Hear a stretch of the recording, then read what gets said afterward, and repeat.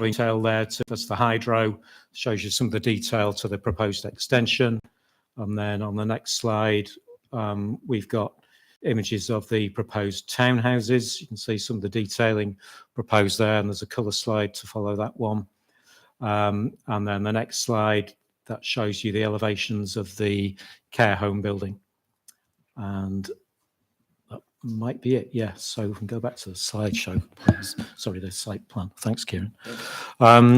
So just to go back to the introduction, objections have been received from 16 neighbouring properties, in particular raising concerns regarding the impact of the proposed development upon the surrounding highway network and parking issues. 53 letters of support have also been received. It's noted that the letters of objection have been received from properties in close proximity to the site and those most likely to be affected by the proposals, whilst the letters of support are from a wider area.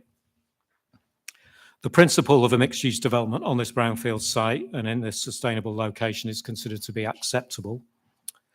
Substantial weight is afforded to the contribution the scheme would make towards the council's housing land supply, comprising the provision of 12 new housing units and a further contribution resulting from the proposed care home and the potential associated freeing up of local housing. Based on national planning guidance, that's the equivalent of 28 units. The Council's Adult Social Care Service advised that there's an over-provision of care home beds in Trafford, and they've identified a number of concerns that would result from additional care home beds being provided, including in relation to impact on business viability of existing care homes, recruitment of staff, additional costs to the council, and the impact on GP practices. Nevertheless, the provision of a care home does not conflict with the development plan, and there are no planning grounds on which a care home can reasonably be opposed in principle. The proposed development includes the demolition of previous inappropriate extensions to the historic buildings, the reinstatement of a gap between the hydro and semi-detached villas, erection of new buildings of high quality design and materials, and an increase in soft landscaping across the site. The overall amount of built form and the scale, massing and siting of the proposed care home are, however, considered to result in minor harm to the setting of the Bowden Conservation Area and negligible harm to the Hales Station Conservation Area. This level of harm equates to less than substantial harm in NPPF terms. It is considered that public benefits associated with the proposed development, as set out in the Planning, Balance and Conclusions section of the report, outweigh the harm to the heritage assets identified. In arriving at this conclusion, considerable importance and weight has been given to the desirability of preserving or enhancing the character or appearance of the conservation areas. The scheme is considered acceptable in terms of highway and parking impacts, having regard to the evidence provided in the submitted transport assessment, the existing lawful use of the site as a hotel, and the sustainable location. The local highway authority has raised no objection to the proposal.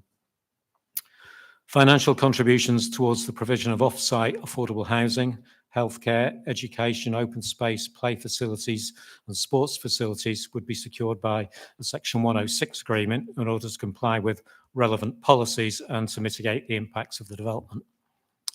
The additional information report refers to revised drawings that have addressed a number of outstanding matters identified in the main report and in the formal response from the Council's Heritage and Urban Design Manager. A number of additional comments are also included, and a number of additional conditions and revisions to conditions in the main report are also recommended. Thank you, Chairman. Thank you, Mr. Pearson. So we'll hear from our speakers against the proposal first of all, and I think Mr. Lucas, I think you're going to speak first. So if you just come and sit in the seat opposite me. And if you just press the button on the bottom of the microphone and it should light up. Yeah, that's it. So you'll have 3 minutes to speak to us and we'll start the timer once you start speaking. So whenever you're ready, over to you. Thank you.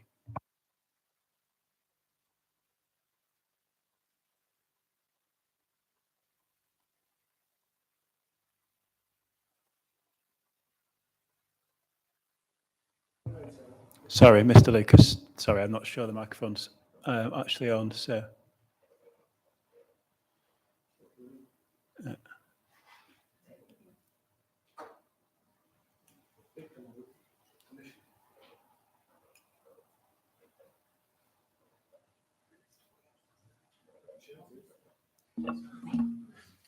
Oh, right. Stephen. Okay. So do you want to start again, Mr. Shall I start Lucas? again? Yeah, All no, right. sorry to interrupt, just so we That's can all right. make sure we pick up what you say. Thank you. Good evening, councillors. My family's lived in Hale for many generations, and I've been asked by the local community opposing the current planning application to speak on their behalf. We would like to stress that there is no question the site at the Old Bowden Hotel requires a development of suitable size and design, but the submitted application falls significantly short of such a scheme in a well-loved conservation area. I've hopefully explained and demonstrated in my more thorough written submission, based upon the committee report, the sheer scale of overdevelopment leading to contentious issues relating to the following points: the loss of light and privacy, the overbearing, overshadowing, overlooking and visually inappropriate townhouses, views all shared by the local residents, Bowden Conservation Group, Historic England, Hale Conservation Area, and even Elizabeth Lewis, the Heritage and Urban Design Manager. Highway safety, traffic and parking. Parking issues have been reiterated by Greater Manchester Police, the Bowden Conservation Group, and even the Planning Department. And since the Highways report, the applicant has in fact more than doubled the projected members of staff at the daycare facility. Pollution. The increased levels of emissions due to idling cars, both on site and on streets, will be detrimental to the health of existing residents, and in particular, small children at the proposed daycare facility and the elderly at the proposed care home. Furthermore, the applicants appear to be champions of sustainable living, however, are unable to meet the need for heat pumps, citing cost and space issues due to overdevelopment, something which should have been accounted for at the design stage. Historic buildings, it has been acknowledged by Historic England that they will be affected by the sheer scale and design of the proposed care home. The design appearance of the development, the words size, scale, massing, height and siting are all regularly referred to in the committee report. The sheer scale of the proposal has the scheme bursting at the seams from every direction, including upwards. The infringement of separation distances, blatant abuse of the long-standing building line, lack of car parking facilities, overshadowing, overbearing and overlooking aspects of the scheme are all factually clear byproducts of overdevelopment. Finally, you will no doubt all be aware of the adult social care view on the proposed care facility, leading to widespread economic, employment and medical strain issues in an already stretched sector, not to mention the contributions that you'll have to make in 2025. Myself and the local residents all agree that something positive must happen with the site. We all understand that we will have to compromise and it will not be a perfect development. However, to approve a scheme so imperfect without taking into consideration any local residents' reasons for objection would simply set precedents for developers to railroad what they want at the expense of the local community with a detrimental impact on local character. Based upon what I've said, myself and the local neighbours and residents, please urge you to send back the submitted application in order for it to be scaled back to something appropriate and fitting for this cherished conservation area that everyone can fully support. An alternative suggestion was in fact put forward that all local residents backed, so we know it's more than possible. Thank you for your time. Thank you very much, Mr. Lucas, and thank you for your written comments, which we did receive and we've read. Thank you very much. So, if you want to take your seat next to Councillor Wetton. And Councillor Wetton, you're also speaking against, I understand. So you'll know what happens here. And as a ward councillor, you'll have 5 minutes to speak to us. So we'll start the timer once you start speaking. Thank you. Thank you, Chairman, Councillor for Bowden Ward, and I have received a lot of representations concerned by this proposal. And with any proposal of this size, with a site of this dimension and nature, which is almost a traffic island, and with a comprehensive scheme involving 4 types of development, it's not difficult to envisage that this project will have presented many competing demands and now presents issues. I envisage too, as I monitored the progress of the application over many months, that this recommendation has been a close call by officers. And I say so because there are clearly compromises that have been left for future occupants or near neighbours to take in their strides. From the introduction, we saw the proposed street scene, and those actually highlight the scale and massing of these proposals. The 56 or so letters of support are largely on a form letter basis, and many were generated by people being approached in the street. For me, there are several aspects of the scheme that, as drawn, that are at best uncomfortable, at worst unacceptable. I'll come to those. But for now, can I say that with these points in mind, I'm looking to you, the committee members, to see this overall scheme as just too much for the site, too much for the neighbourhood, and too much for the community. It's 4 big elements together, and together they are totaling more than 100% of what should be on that site. It is inevitable with today's property prices and Trafford property prices that developers press to get as much into a scheme as possible. My stance is not NIMBYism. It is not that big and high near my backyard, please. But I'm realistic enough not to push for a wiping out of the plans, but I hope it can be demonstrated that the developers can be urged to come back with a scheme that we all hoped would actually emerge during this application process. One that doesn't push too hard, one that sees the neighbours' points of view rather than create viewpoints into neighbours' homes. I'll move to that point. In the case of the proposed townhouses overlooking the existing home called Flanders and 2 other homes, there is a heightened separation issue, which means overlooking will definitely exist. We're told that officers are satisfied that sufficient distance would be retained between the habitable windows to avoid the townhouses having an overbearing impact. Well, existing residents are not satisfied. That height advantage reduces the effect of the separation distances. And this isn't New York City. People shouldn't have to have this imposed upon them. Alternatives were suggested, but of course they were ignored by the applicant. It's easy enough for officers to excuse the overbearing aspects of the properties, but it is not so easy for the person who's living in the home that is being overlooked. Importantly, Trafford Adult Social Care concerns over more care provision are clearly stated within the report, and I've taken the opportunity to raise this with the Director of Adult Care. The concern is significant and is still very much the case. If there are no planning grounds that recognise the situation, then there ought to be. In planning, we know we get chapter and verse to deal with supermarkets, even though not many of us spend our final days in a supermarket. I believe it is essential that this serious portent of the destabilising of the local adult care market is taken into consideration. Certainly by this committee, hopefully by this committee tonight. The impact on our elderly and on our council's ongoing adult care is not acceptable. And I repeat myself, I have rechecked this situation with the Director of Adult Care as recently as last night. Her position is consistent.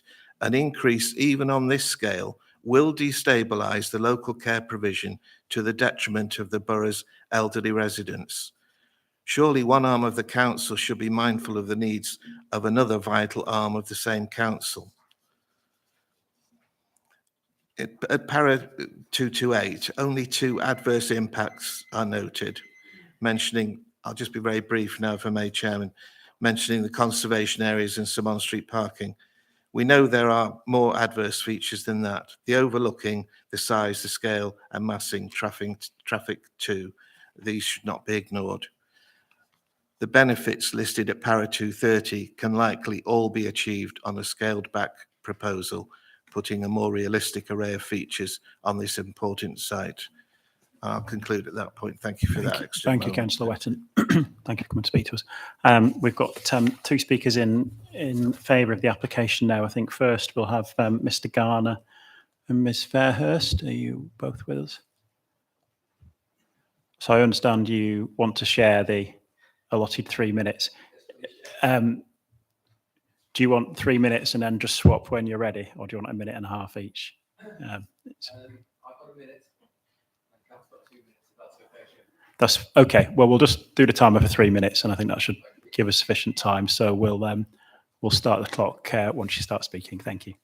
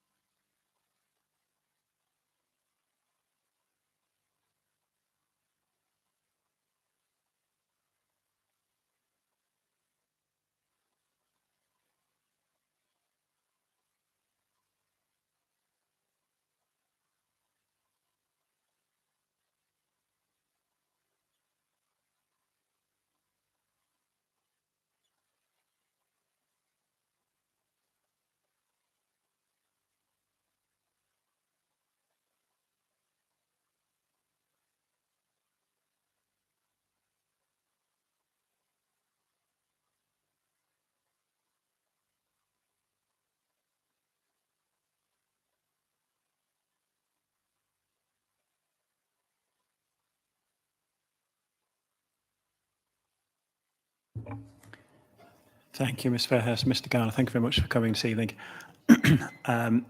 And now we'll hear from Councillor Boys, if you want to come and join us.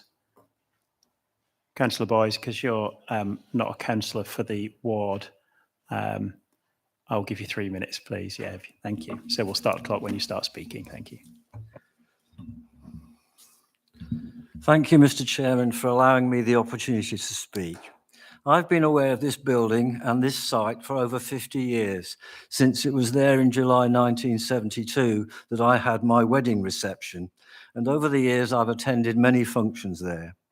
Although very impressive from its Langham Road facade, like many other commercial buildings, the appearance of its rear has for many years left much to be desired. And in addition, although functional, the steep turn into the large car park is not the easiest, and the landscaping of that car park certainly not the most pleasing on the eye. I fully support the application for 2 main reasons. First, because it retains a significant proportion of the character of that impressive facade, and indeed adds to it in a very sympathetic manner. Secondly, because it takes what is by its origins an 18th century building with extensions, which has effectively now served its time and in a changing world is no longer fit, and by retaining the best aspects of those buildings, establishes a mixed-use, multi-generational complex of quality design in keeping with the area that should serve its newfound purpose well into the 22nd century. Furthermore, I can say that in the last 10 days, I have visited 4 of the almost 60 care homes in the borough and expect to visit at least another 10 in the next 2 months. In every case, I have found them to be almost fully subscribed and with a long-serving, content workforce. For professional reasons since the early 1980s, I have been very aware of the ageing population and the implication of morbidity associated with it. This has always implied that there was to be an ever-increasing requirement for care home capacity, at least until the mid-2050s, by which time the bulk of the so-called baby boomers born from around 1946 to 1964 will have by then been accommodated. As said, Mr. Chairman, I fully support the application. Thank you. Thank you, Councillor Boys. That ends the discussions from our speakers.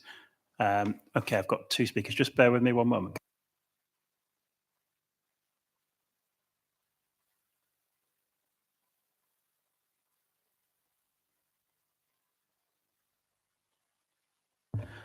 Councillor Freeman, we'll start with you. Thank you. Thank you, Chair. First of all, I want to thank the writer of the report because I think it's obviously been a very complex report to write, but it's well set out. I also want to state that I recognise the need for this site to be redeveloped. That said, I have concerns. And my concerns come around the care home, which was highlighted by Councillor Wetton. I heard what Mr. Pearson says, and I understand it should have any weight against this development, but I do think, out of loyalty to this council, and the council is my first loyalty, that when senior officers are telling us we don't need a care home and the potential ramifications for the council, its finances, and the care home market, if this is approved, I think we as a body need to listen very carefully. And I just want to indulge you in some of the things that I've been finding out. And I'm going to relate back to the time I was on the executive and through the pandemic when we were buying as a council care homes. And the corporate director for adult social care will say that the optimum size of a care home is 40 beds. And anything over that is impersonal. And that the operating model for care homes is based on a 90% occupancy. And currently we've got over 150 beds vacant in care homes in Trafford. Ashlands Manor was mentioned by one of the speakers in favour, a 70+ bedroom beds there.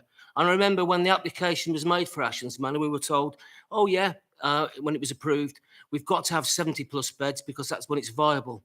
I just wonder what the occupancy rate of Ashlands Manor is, and I inquired about that today. and it's about 50% against the business model of 90% occupancy. And this care home's 51 beds. So every chance that this development, if it goes ahead on with the care home, will destabilise the market. And then we look at the 2025 legislation. This will be a high-end care home charging a lot of money, and people will come here from not just around the Bowden area or the Trafford area, they'll come into Trafford. If the 2025 legislation the government are proposing on adult social care is enacted, once they've spent their £100,000 on care, the full cost of their care falls to this council, not where they've come from. And currently, anyone's assets that go below £23,500 under the current legislation, the full cost of the care falls on this council. And we've already got an Asian population in Trafford. So if this is going to attract other people in from outside the borough, again, it's going to destabilise the market. And one thing that bothered me about this is that I could have accepted this whole development if the applicant had looked at an extra care facility. An extra care facility and extra care facilities are desperately needed in Trafford, like Fiona Gardens we've got in Sale, where you have people have their own individual flat. It's warden controlled. And if it had been, but you ask yourself, well, why haven't they gone for that? Because you don't get 51 people in, you might only get 20 flats. And it just comes down to what you can maximise out of it.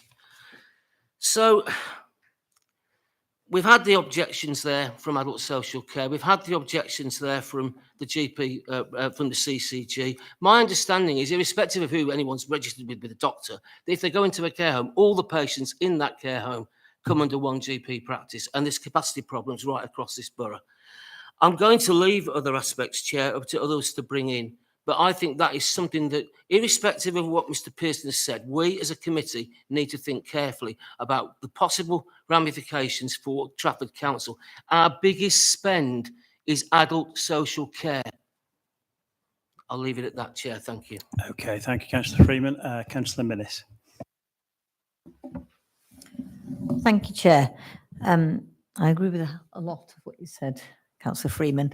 What I was going to say, my part. So the way I saw it was happy for absolutely want a brownfield site to be developed.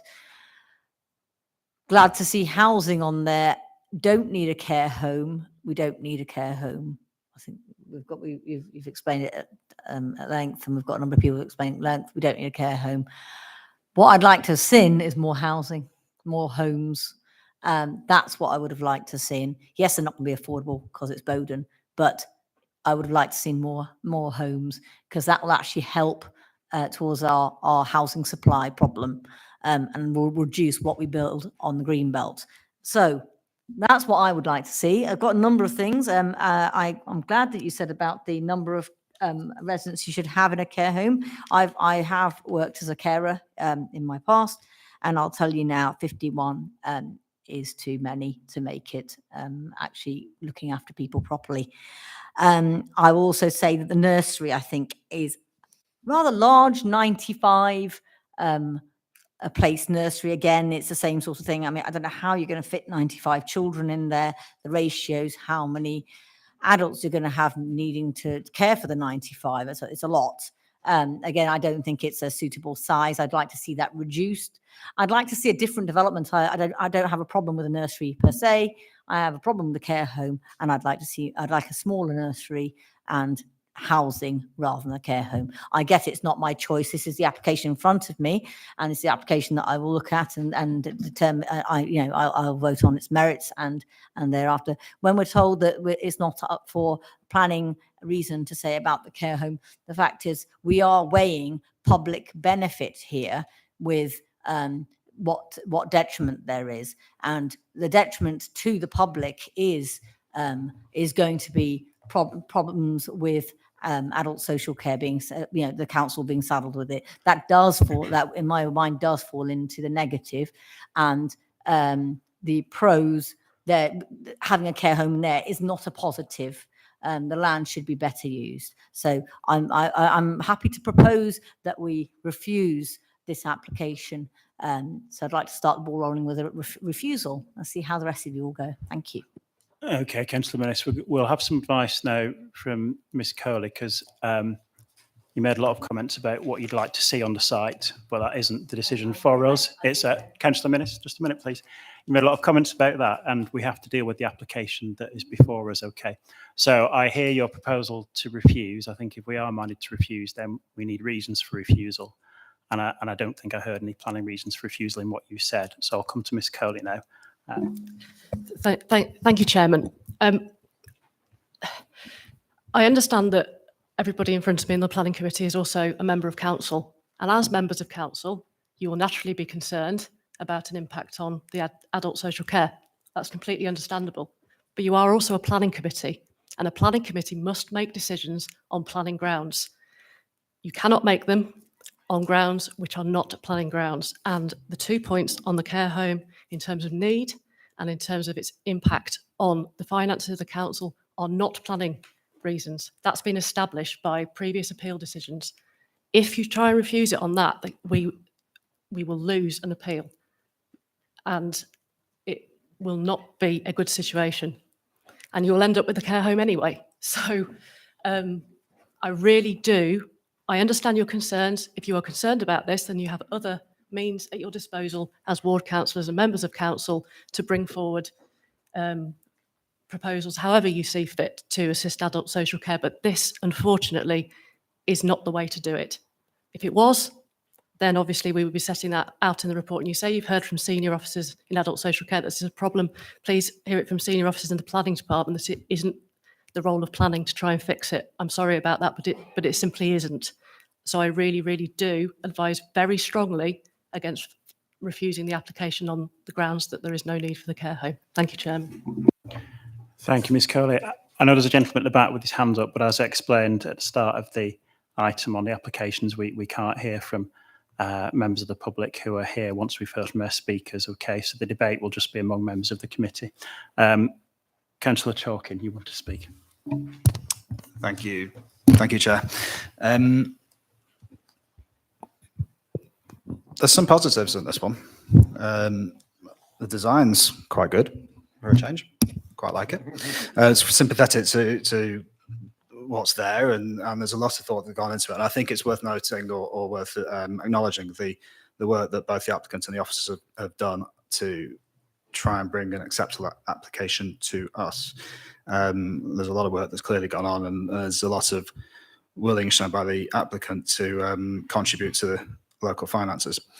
I really like the concept of care home with a nursery and housing. The intergenerational use to me is a huge positive, and it's something that perhaps should be looked at more widely, but that's not really a planning consideration.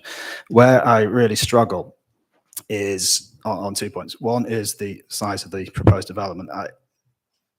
From Langham Road, yes, it's set back. It will be as unobtrusive or as the existing one is, I suppose. But from Marlborough Road, the proposed care home is fairly monolithic, and the houses opposite, from the views opposite, I disagree that it's not going to cause any harm to them. It will be overshadowing. It won't be great. So I think that it's too big a development for what it is. I also take issue with the parking. I don't think there's enough spaces. I know it's acknowledged in the report for the houses or for the housing that there isn't quite enough spaces, and it's going to be shared between nursery and the townhouses stroke apartments. But in all honesty, they're going to have 2 cars per house, probably 2 cars per apartment there. If there's a 51-bed care home, you have no idea really how many cars are going to come with it. The car park's going to get quite full, which means it's then going to spill out onto the road. I'm not going to go. We've gone at length on these committees, in this committee before, about nursery drop-offs and pickups. I'm not going to bring that up because I don't believe that's going to have an impact, but the actual residential use will have an impact on the surrounding roads. And that road is full during the day.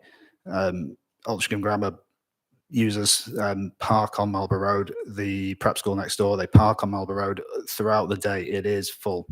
So I really do have concerns about the transport side of things, the highway side. I also do take issue with the report, and it's probably just because I live in the area.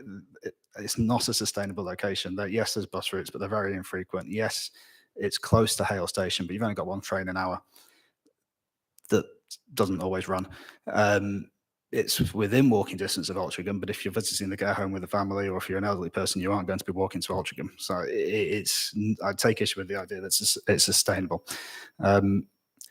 So for me, I'm minded to actually move to refuse, but on the massing and transport grounds, I don't think it's actually going to be a great development. The principle's good. It's a brownfield site that's going to be put back into use. Housing is good. I agree with Councillor Minnis. It'd be great to see more housing there.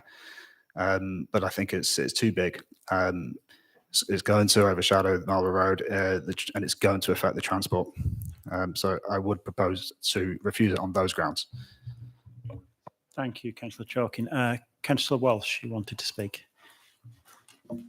Thanks, Chair. I just want to explore the issue around the care home, because I've been on this committee quite a long time, and I can remember we refused an application some years back, and I could be wrong, but I'm sure one of the reasons was because there wasn't a need for a care home. And I've been looking through the council's webpage, and memory tells me it was on Bankhall Lane. There was an application on Bankhall Lane. And Ms. Cole, you'll know better than me, but was that issue talked about at that decision about there not being a need for a care home? And the reason I say that is when I first picked up the application, it came to me straight away, which was surprising, that there's an abundance of care homes in Bowden, or rather in that area of the borough, and there's been so for many, many years.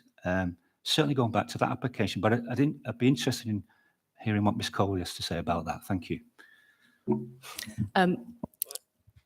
It was a few years ago, Councillor Walsh, so I will tell you what I can remember about it, but I'm also going to have a quick look back at the appeal decision as well, because you're right, it was refused and it did go to appeal. My memory, I think, was that we didn't refuse the application on the fact that there was no need for a care home, albeit that was raised, and that's been raised in a number of, members will recall the Pelican that came to you maybe 6 months ago or so, where we said there was no need for the care home, but that wasn't a reason for refusal. That was just weighed as a neutral impact because in terms of the balance, because there were other reasons for refusing that application, which were far more substantial, and indeed that appeal was dismissed.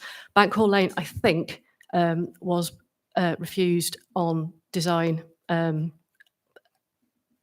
appearance, but also on the fact that the site was unsuitable for a care home because of it wasn't a sustainable location, and that the pavements and the sort of access and the means of elderly people getting out and about would be very difficult.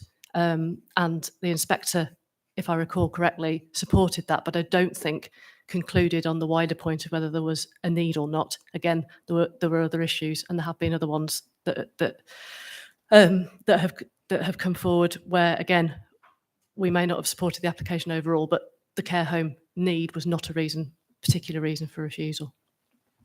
But I will have a look at the Bankhall Lane decision, and if I was incorrect in any way, I will clarify. Thank you, Ms. Coley. Councillor Walsh, I'll come back to you. Thank you for raising that Thanks point. for indulging me, Chair. Perhaps looking at it from another point of view then, were we to turn down this application for a reason, and a very good reason, because all the councillors around in this room want to support the council, and they certainly don't want to put it into any kind of financial jeopardy. I think Councillor Freeman put the issue very fairly succinctly. But if we were to refuse the application on those grounds, my understanding is we would lose a lot of control over the application. I've experienced of that, not with a similar application, with something very much smaller in my own ward, where we refused the application. And may I say, much to the delight of the residents, I had plenty of people patting me on the back. Actually, the residents turned out in a worse situation because there weren't controls in place for that application, and the building company ran roughshod over any regulations, and it's been a very unpleasant experience for the resident, and continues to be an unpleasant experience. So just around that, through you, Chair, can I ask, if we were to refuse the application on those grounds and the applicant quite reasonably went to appeal, what situation would we be losing control of the application in the sense that they can regulate the application themselves, if you like, have their own site surveyor, if I may put it like that? Thank you. Thank you. Ms. Coley, thank you. We would no longer be the decision maker because the applicant would no doubt appeal. It would then be up to the inspector what conditions were imposed on the application, what sections 106 requirements. It would open it all up again. You're right. We would obviously recommend the conditions that we have on the application at the moment. That would be the sensible thing to do. I can't say what would happen in terms of what the inspector would do, but I can confirm that the council would no longer be the decision maker. Just come back briefly. Just would we lose control over regulation of the works taking place? So if the developer built it to a 2 foot higher than it should be, or not in the right position on site, does it weaken our position in that situation? It doesn't. I think I know the scheme that you're referring to, Councillor Walsh, and I think part of the issue is that was the inspector didn't see fit to put a robust construction management plan on, as opposed to, and I think there were some discrepancies in the plans, which again made it difficult to enforce against specific. So I wouldn't say that what happened on that site would necessarily happen on this site, because you've got two very different developers and two very different sites. Thank you, Ms. Coley. Councillor Proctor. Thank you, Chair. I went to visit the site. I too know it from my nieces and nephews' 21st birthdays, when it was a hotel. And I was stuck in a traffic jam for nearly 10 minutes before I could get into the car park. I drove around the building. I drove down the very steep bit of the car park and had a good look around the building, and then drove back up the very steep part of the car park, and then waited for quite a long time before I could get out of the junction because of the volume of traffic. So I've got two really strong concerns about this application. One, the traffic management. Well, three actually concerns. The traffic management.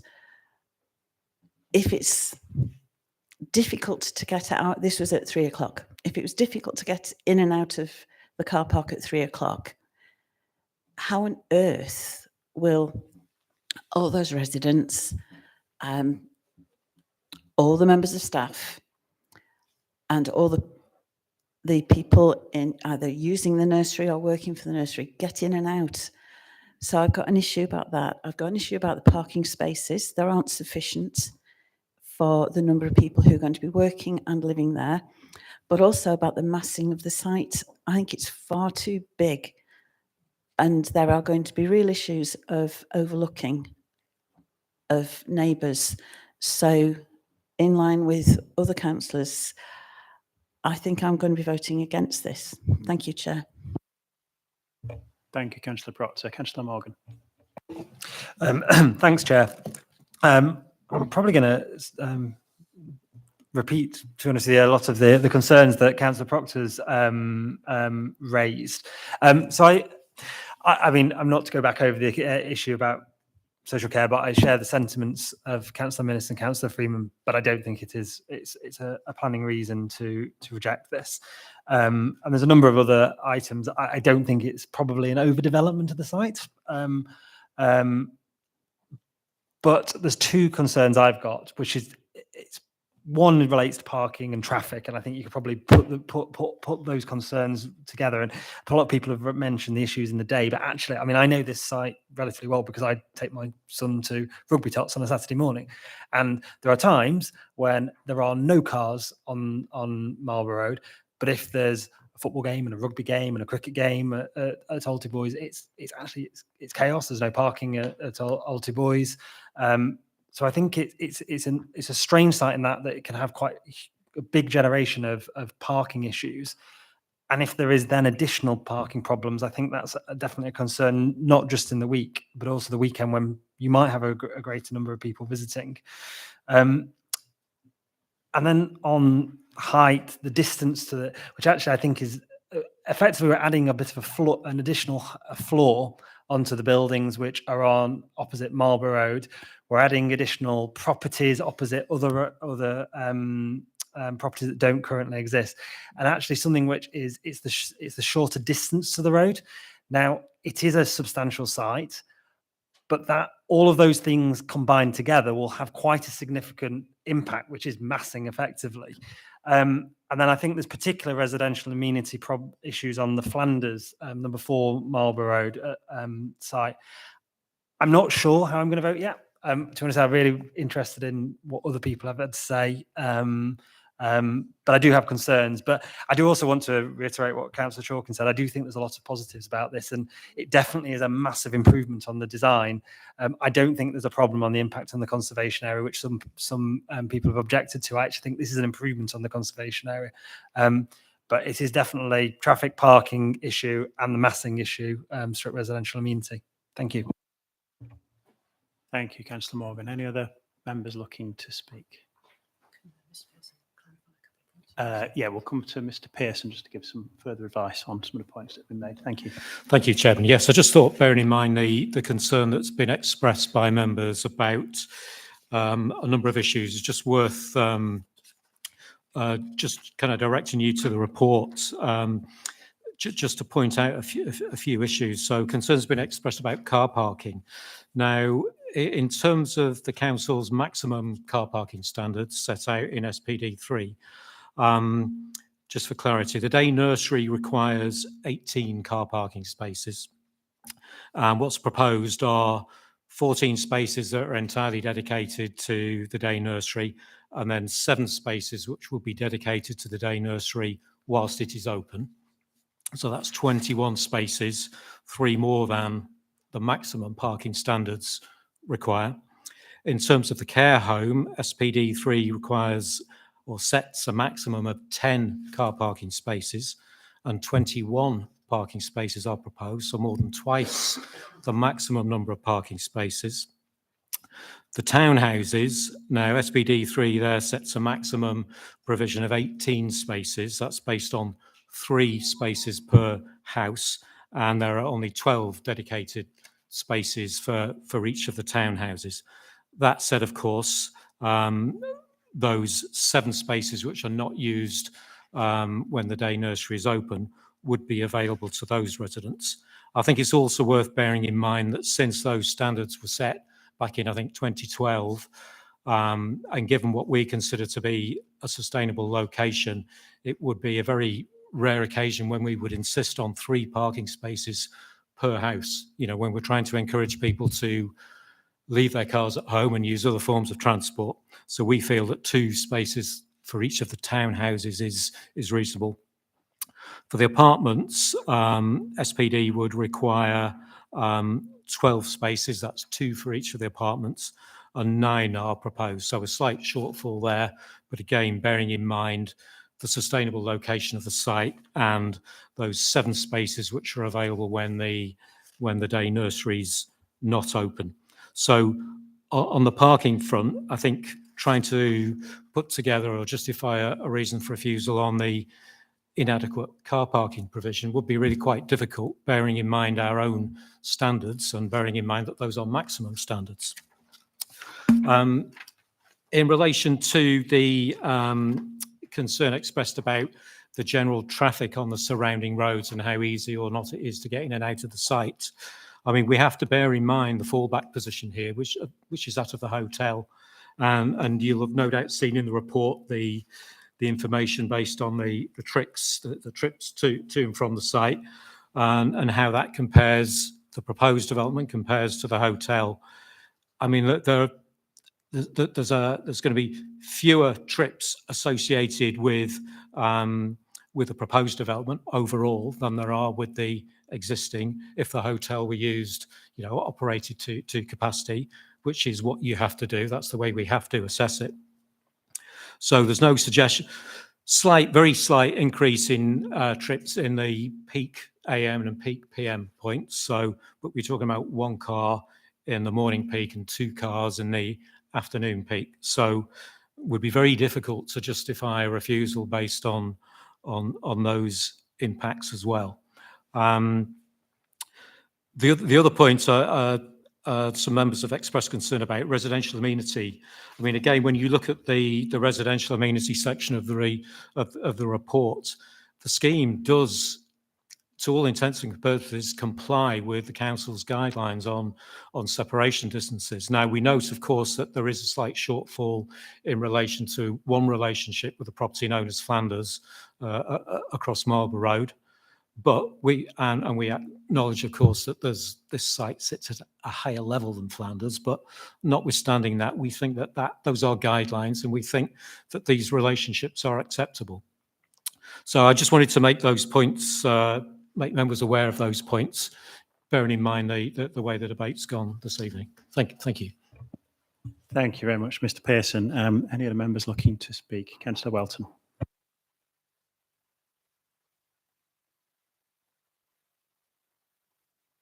It's been a while.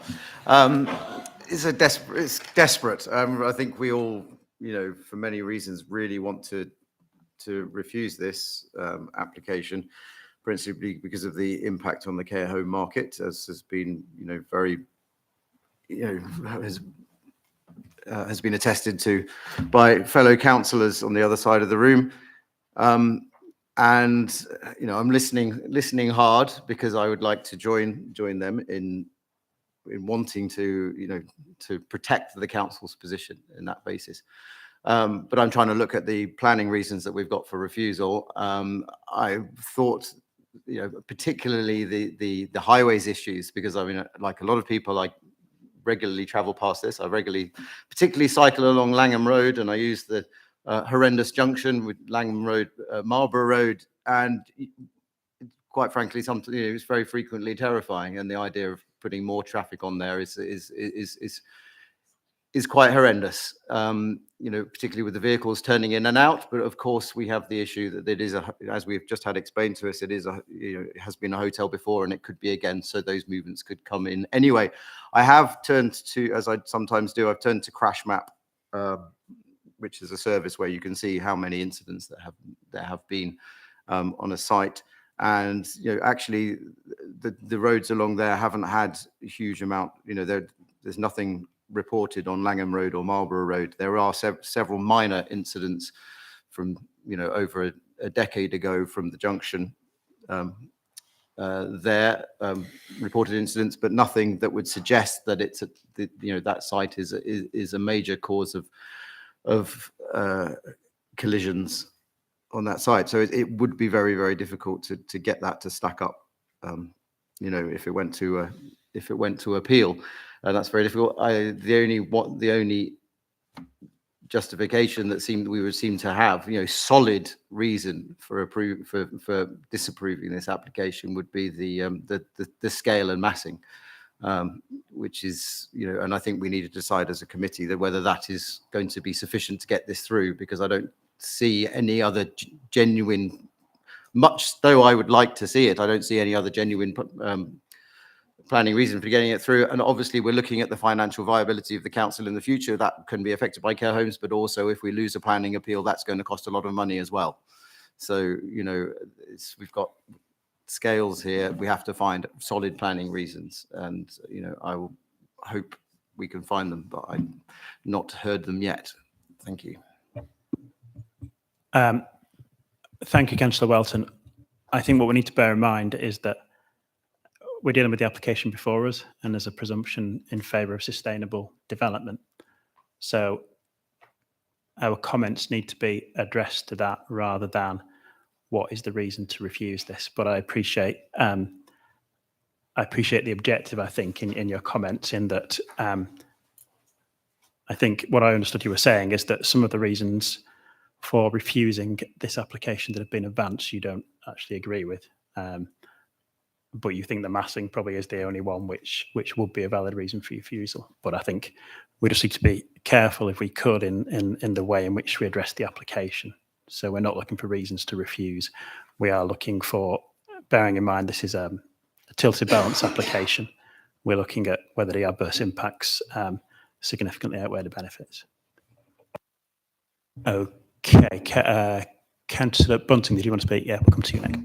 Yes, thank you, Chairman, especially with your previous comments sort of in my ears, as I was going to take a very similar line to the previous speaker. I accept that presumption is in favour unless there is a reason not to, and I accept that, but it's often in my mind very useful often sometimes to flip that around and sort of examine the reasons for refusal and see if they stack up. And in many ways they don't in relation to this application, whilst I'm extremely sympathetic with the argument put forward by Councillor Freeman, and I can see that as a major concern. I also accept the point made by Mrs. Coley that this is not a relevant matter for us to consider in relation to this.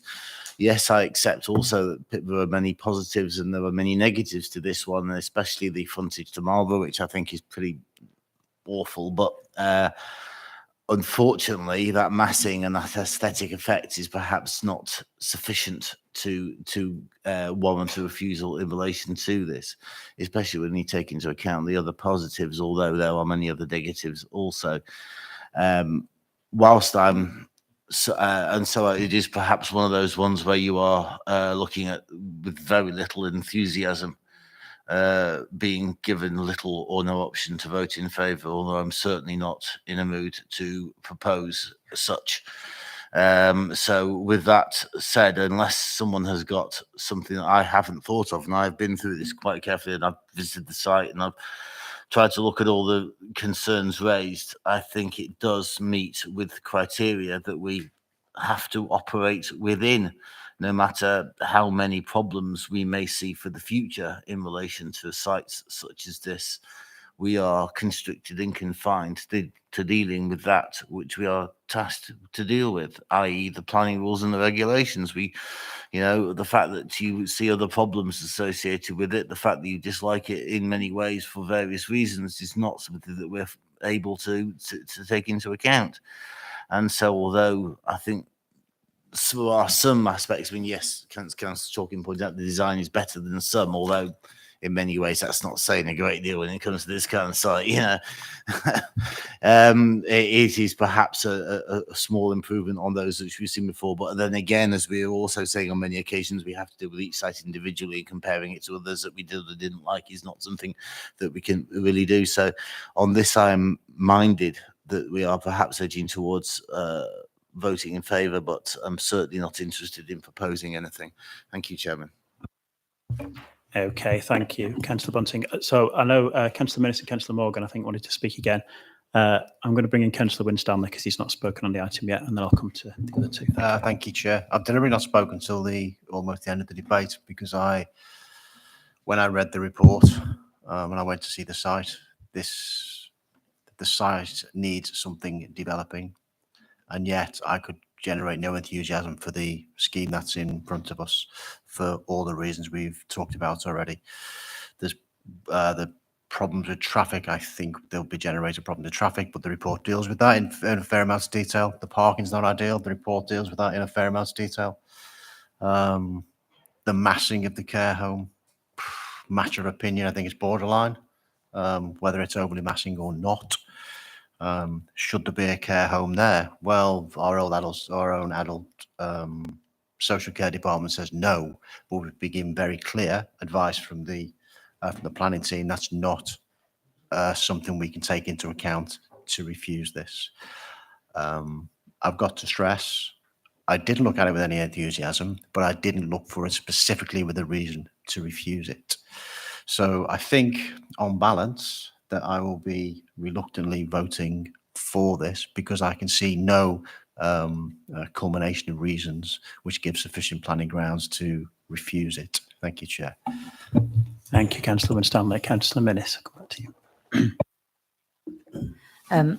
Although I didn't quite state it in what I was saying before, I mean, I said to you that I do want a brownfield development, do want housing. That's the positives. I don't have anything against the nursery. I think that's great. I like the idea of the three types together, but I think that the only planning reason would be the size and massing. I think I understand that as much as we don't need a care home, that's not a planning thing. But I'd be happy to say that I'm still not going to be voting for it. I'm afraid I don't think anyone can convince me otherwise. And it will be on the grounds of the scale and massing of it. The parking to me is less of a concern. I actually wasn't. It wasn't an issue for me. It was more, and the highways thing again. If it was brought back as a hotel, you'd have cars coming and going anyway. So it was the scale and massing of the building. Thank you. Thank you, Councillor Minnis. Councillor Morgan. Thank you, Chair. Not really much more to add. After what Mr. Pearson said, given the length of debate we've already had and Councillor Bunting's reluctance to propose, I don't think there's any reasons for, on a planning ground, to refuse this. So I propose that we approve the scheme in line with officer recommendations. Thank you. Thank you, Councillor Morgan. Time for that. Councillor Hassan, I'll bring you in first. Thank you, Chair. It is, of course, looks very complex, but what was the option then? Because it was a hotel, and they are going to make a multiple building for opening 3 dimensions to use for the care home and townhouses, and of course for the third options. And one question, because officers has already covered all the legal points, we need to decide not on the emotional, keep the emotions here and other sides, and keep the legal points on one side where we are going ahead, because we need local development, and we need to look into the study about the local development plan, what the local development plan is saying. So in my point of view, it looks difficult, but what was the best option for this then? Because they are creating 3, they are covering all segments, care homes, and of course the social home and the townhouses. And there is no issue at all for the traffic, because they are not going to build a high school there and almost 50, 80 cars are coming out and going out and coming and going out. And I mean, it looks me absolutely fine. And it will increase the local revenue, and of course, and employment as well. And it will cover almost all the aspects what we need locally in Trafford. And I will definitely support this application. Thank you, Councillor Sand. Councillor Proctor. Thank you, Chair. I can't believe I didn't think to ask this, and this is to the planning officers, please. I couldn't see anything about accessible parking spaces. Couldn't see anything about homes that people with additional needs would be able to live in. Have I missed that, please? Thanks. I'm coming to Mr. Pearson. I know there is some information in the additional infill report about the accessible parking, but I'll ask Mr. Pearson to Yes, clarify. Thank you. Sorry, Chairman, thank you. There are accessible parking spaces proposed for each element of the developments. There are 3 spaces for the day nursery at a point close to the egress at the top left of your screen there. There are 3 disabled parking spaces for the care home, kind of bottom left, just to the left of the edge of the care home as you see it on the screen there. And there are 2 disabled parking spaces within that car park in the centre of the site, which is to be shared between the apartments and the care home.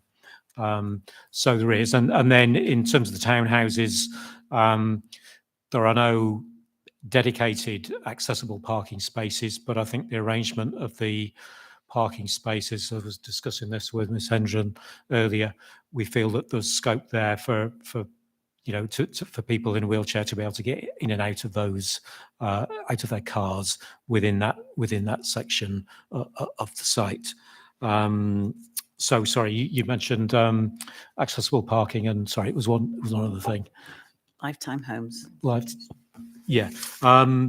No, I don't think there's any M42 homes, but certainly in terms of accessibility, there's there are lifts proposed in the care home, in the day nursery, and in the apartment block to all floors. So that particular point's covered. Thank you. Thank you.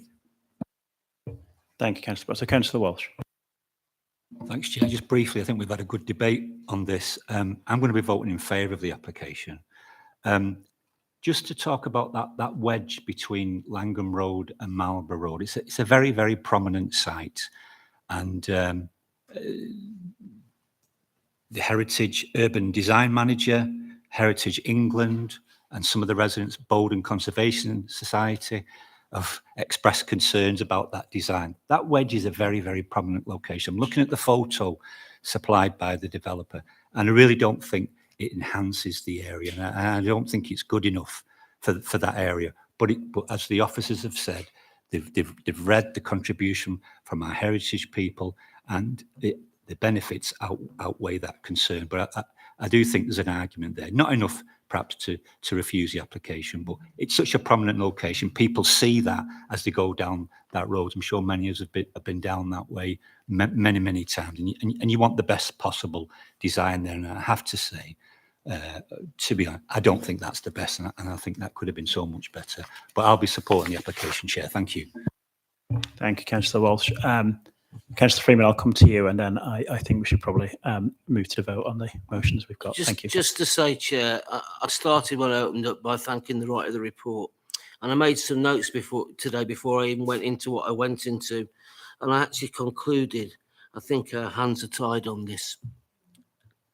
And I regret to say that, very much so, because I don't like the development. I've got no enthusiasm for it. I know the site needs developing, but I think our hands are tied.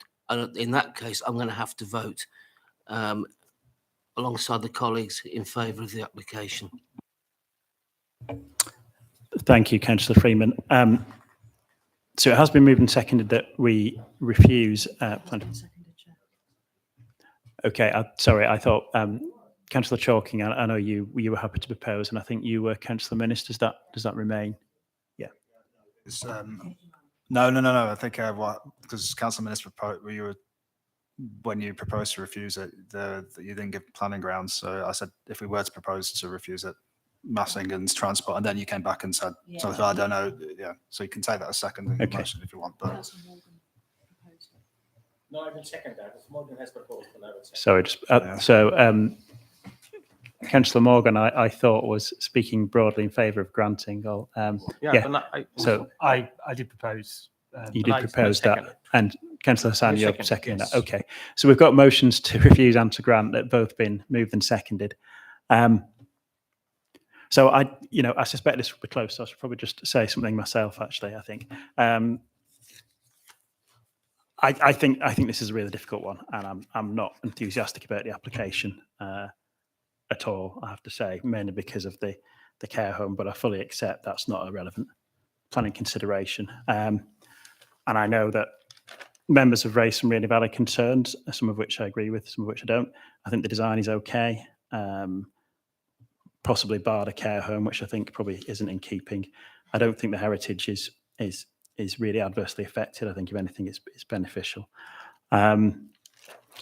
The sustainability of the buildings isn't great. Gas-fired boilers, no heat network. But again, it does meet with guidance, so I don't think that's a reason for refusal. I'm concerned about the parking and the impact that will have on highway safety. So I don't think the traffic on the road, I don't think congestion is a concern. I think the report demonstrates that through the data on trips in that location, bearing in mind the fallback position of it being used as a hotel. But I do think the combination of the shortfall in parking compared to the maximum standards will create a problem. And the sort of problem I'm anticipating is the drop off and pick up at the nursery. And I worry that a lot of that will occur actually on the road. And, I'm sure parents on the committee know what it's like. You're rushing to drop off children, get to work and park up. And what Councillor Welton said, I thought was really relevant. It's not a nice junction to cycle through. I think I'd probably actively avoid it. So that does really concern me. That is flagged in the report as an adverse impact, and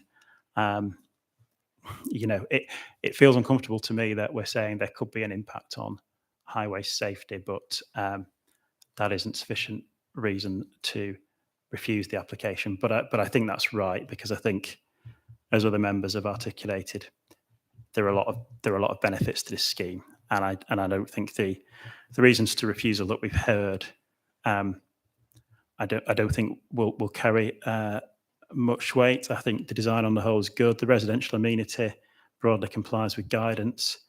The parking, I am concerned about.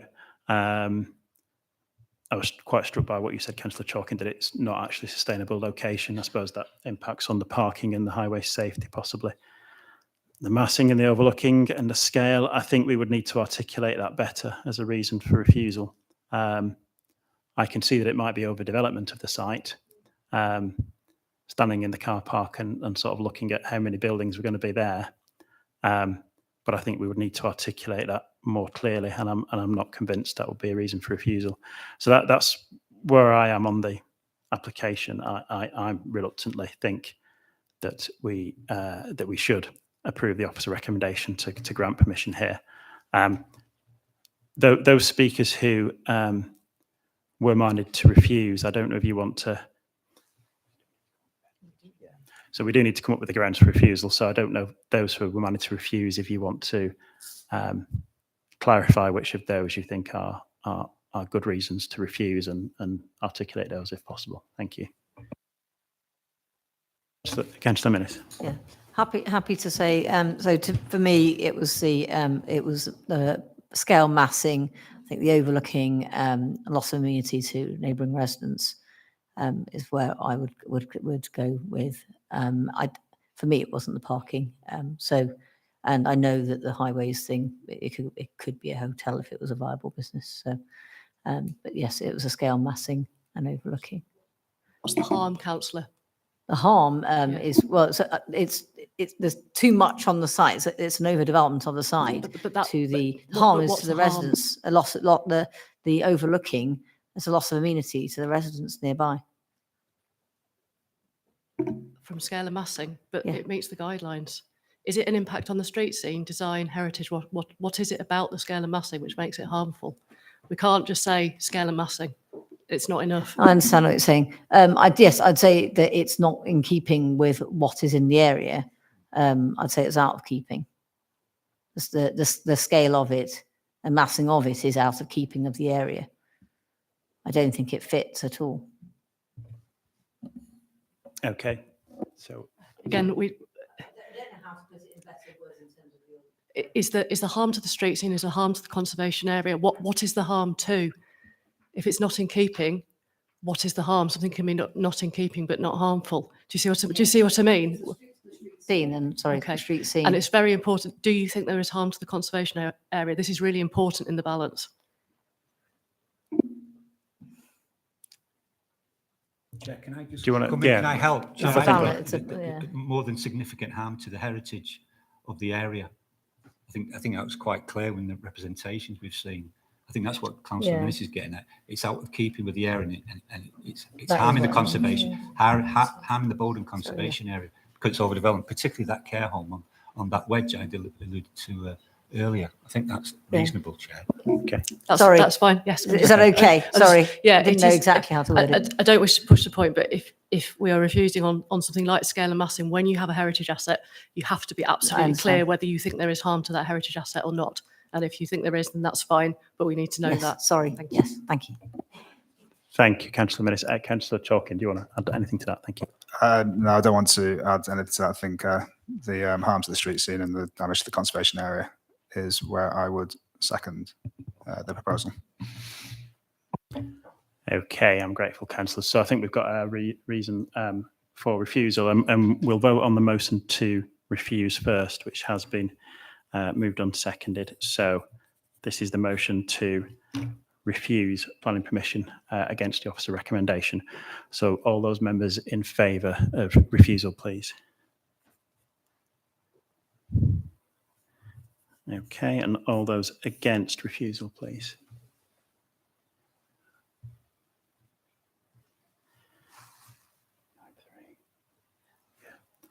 Okay, thank you. And then we do need to vote on the motion to grant permission as per the recommendation. So all those in favour of granting, please, if you could indicate.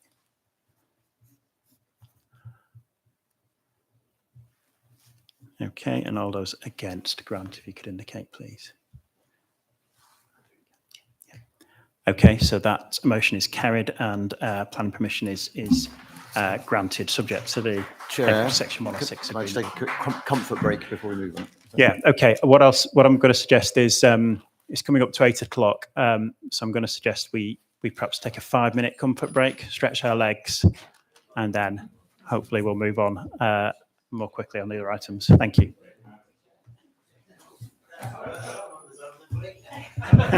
Wow.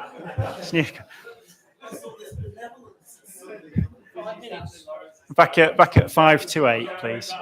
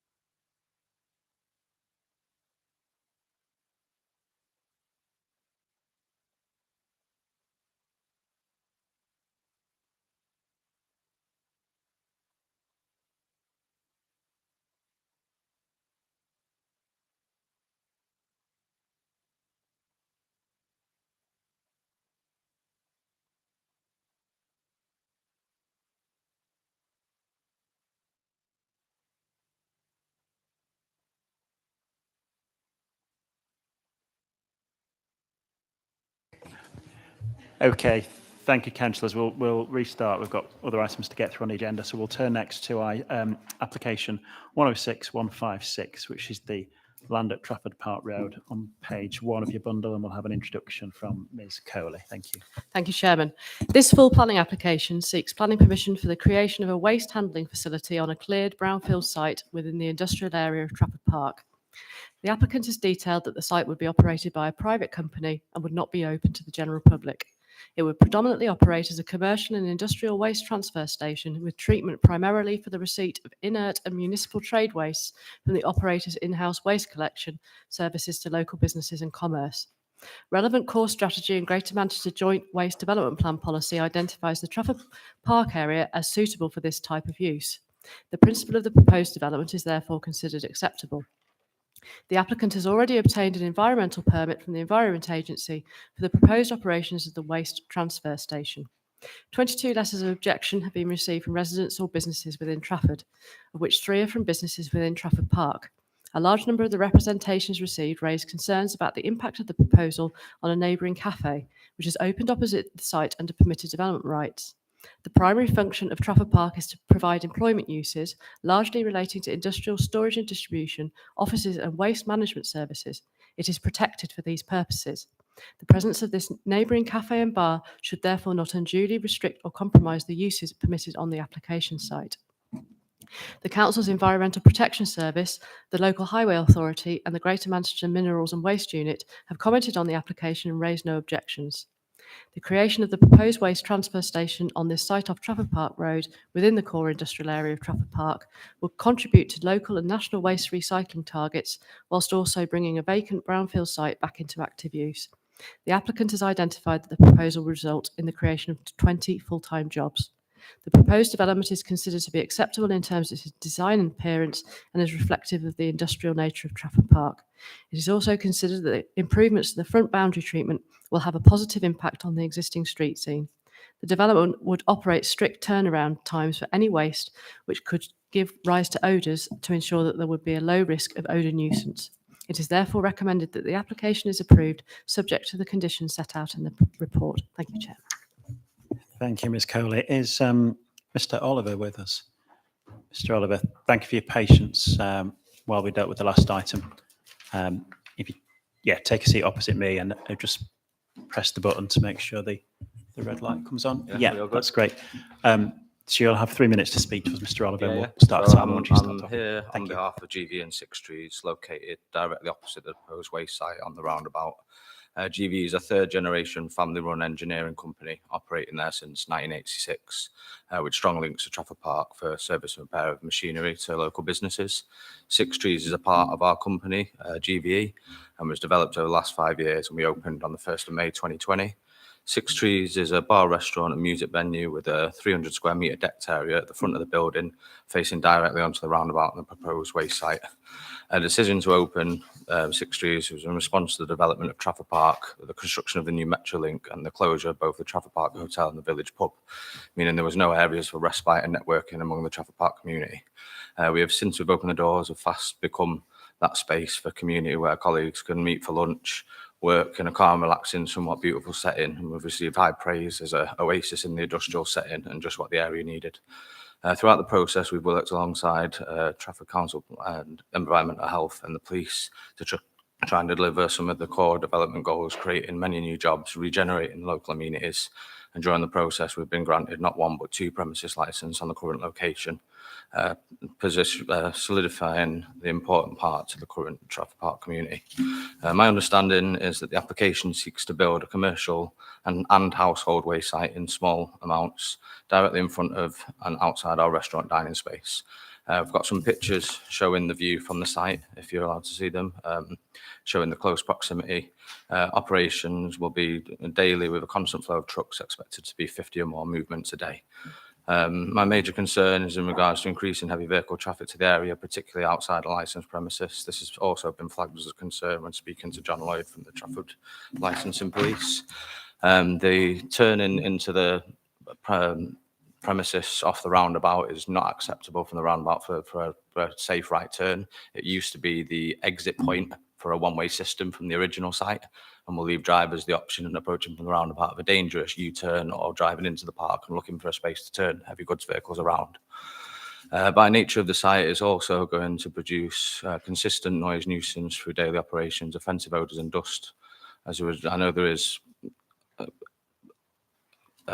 things in place to try and stop this, but we know with the 20-metre proximity to our front door and with the effects that we have on warm days with the wind direction from the Biffa site over a mile away, it's going to be unavoidable. All these issues are going to have a profound effect on both our customers, our number of employees having to deal with this face-to-face on a daily basis. I also had concerns that Six Trees was completely left out of the initial planning application, even though we were operating at the time of the site inspection. The closed village, the village area and the Trafford Park Telco, which is closed, was mentioned, and I'm sure we were not, because the development was very aware that it's going to have a direct effect on our business due to its proximity. My stance would be to request the application be rejected on these grounds, as it will have a negative impact not only on our livelihood but the wider Trafford Park community. I think granting it would certainly be a major and long-lasting effect to the viability of the business we've spent years building. Thank you. Okay, thank you. Are you Thank allowed you, Mr. to Oliver. see the photos? We're not allowed to look at items that you've brought with you, No I'm problem. afraid. So, but I know that councillors will often have visited the site and seen the site in situ. So, yeah, apologies, we can't look at documents on the day. We have a speaker in favour, Mr. Benson. So, if you'd like to come and take a seat, please, Mr. Benson. You'll also have 3 minutes to speak to us, so we'll start the clock once you start speaking. Thank you. Good evening, everyone. Thank you for your time tonight. My name is Thomas Benson, and I'm the agent acting on behalf of Lancashire and Cumbria Demolition.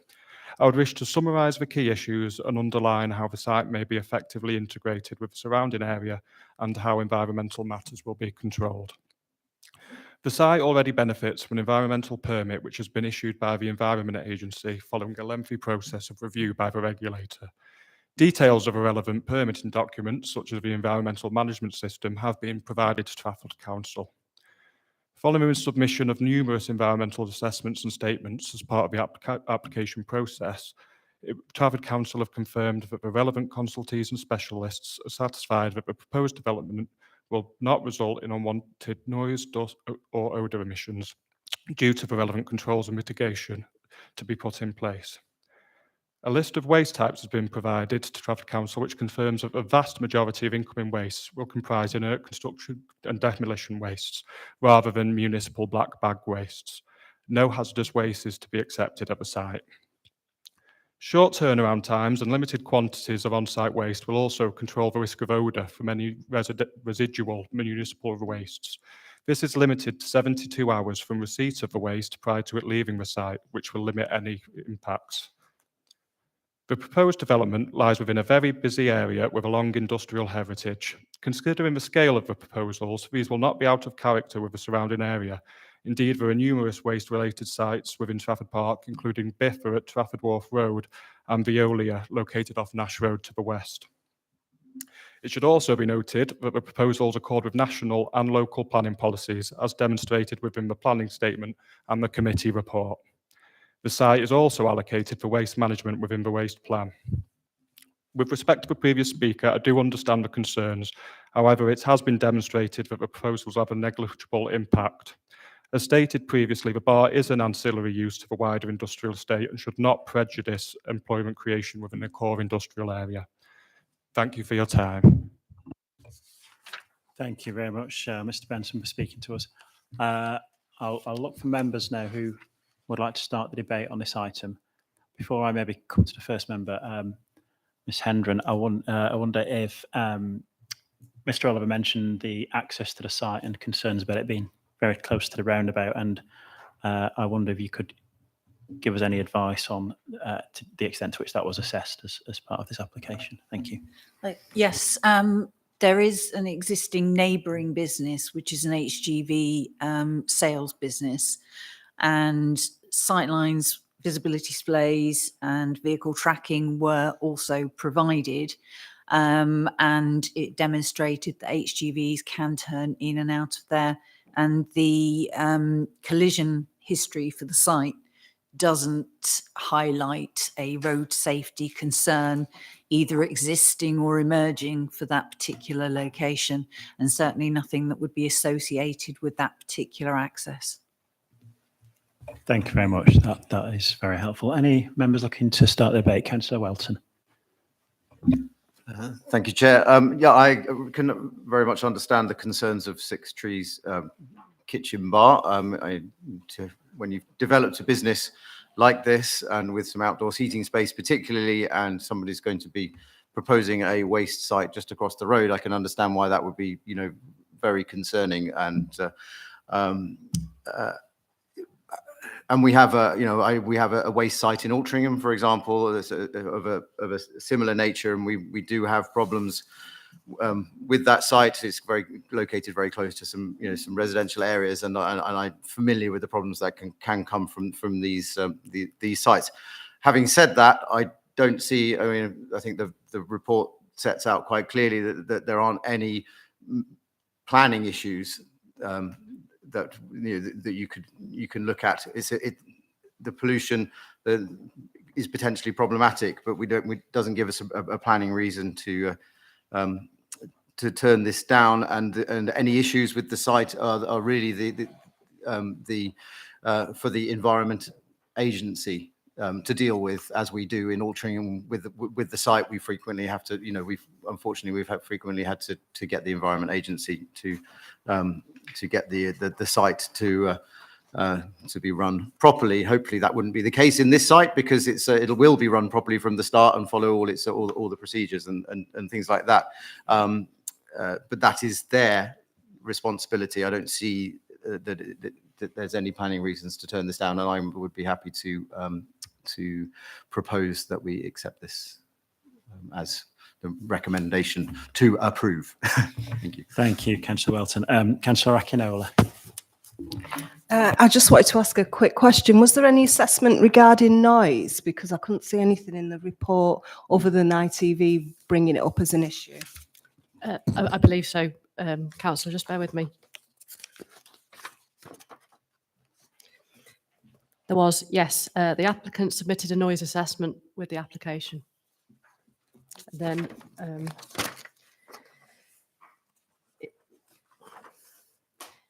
if you look at the comments of our environmental, it says environmental projection, but it is obviously meant to say environmental protection nuisance.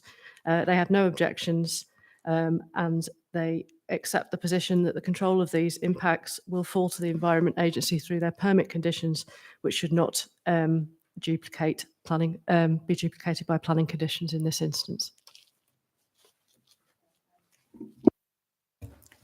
Okay, so Akinola, did you want to comment as well, or just the question for a moment? Sorry. No, that's okay. Well, it is a trading estate, isn't it? It's really difficult. And although I do have sympathy for, particularly for the cafe and other businesses that are there, it is a trading industrial estate. That's what it was set up for. Thank you. Councillor Winstanley. Thank you, Chair. I'm going to echo what Councillor Akinola said. I have great sympathy for Mr. Oliver. I do, but it's an industrial estate. It's been there for 100 years. The site itself was previously used as an industrial site. There's a license already been issued by the Environment Agency.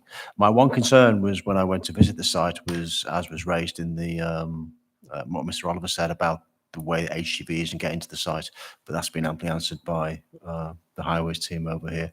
So I'm afraid I'll be voting in favour of this. Thank you, Councillor Winstanley. Councillor Freeman. Following on from Councillor Wetton, who's proposed that the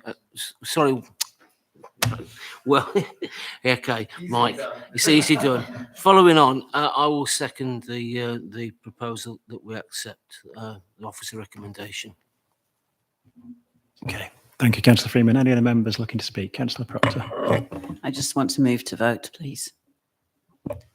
Okay, I'll just check. Any other members wanting to speak, take a different view? No? Okay. Well, it has been moved and seconded that we grant permission in accordance with the officer recommendation. So we'll vote on that now. So all those in favour of granting planning permission, please. So that is unanimous. Okay, thank you, everybody. So that application is granted. And thank you to Mr. Oliver and Mr. Benson for coming to speak to us. We'll move on to the next application, 108723, which is 16 Bowness Drive in Sale. Starts on page 111 of your bundle. There's no speakers for or against this item, and we will have an introduction from Ms. Coley. Thank you. Thank you, Chairman. This application relates to a two-storey semi-detached property located on Bowness Drive in Sale. Planning permission is sought for the erection of a single-storey side and rear extension. The application has been reported to committee because the applicant is a member of staff in the Place Directorate. No representations have been received.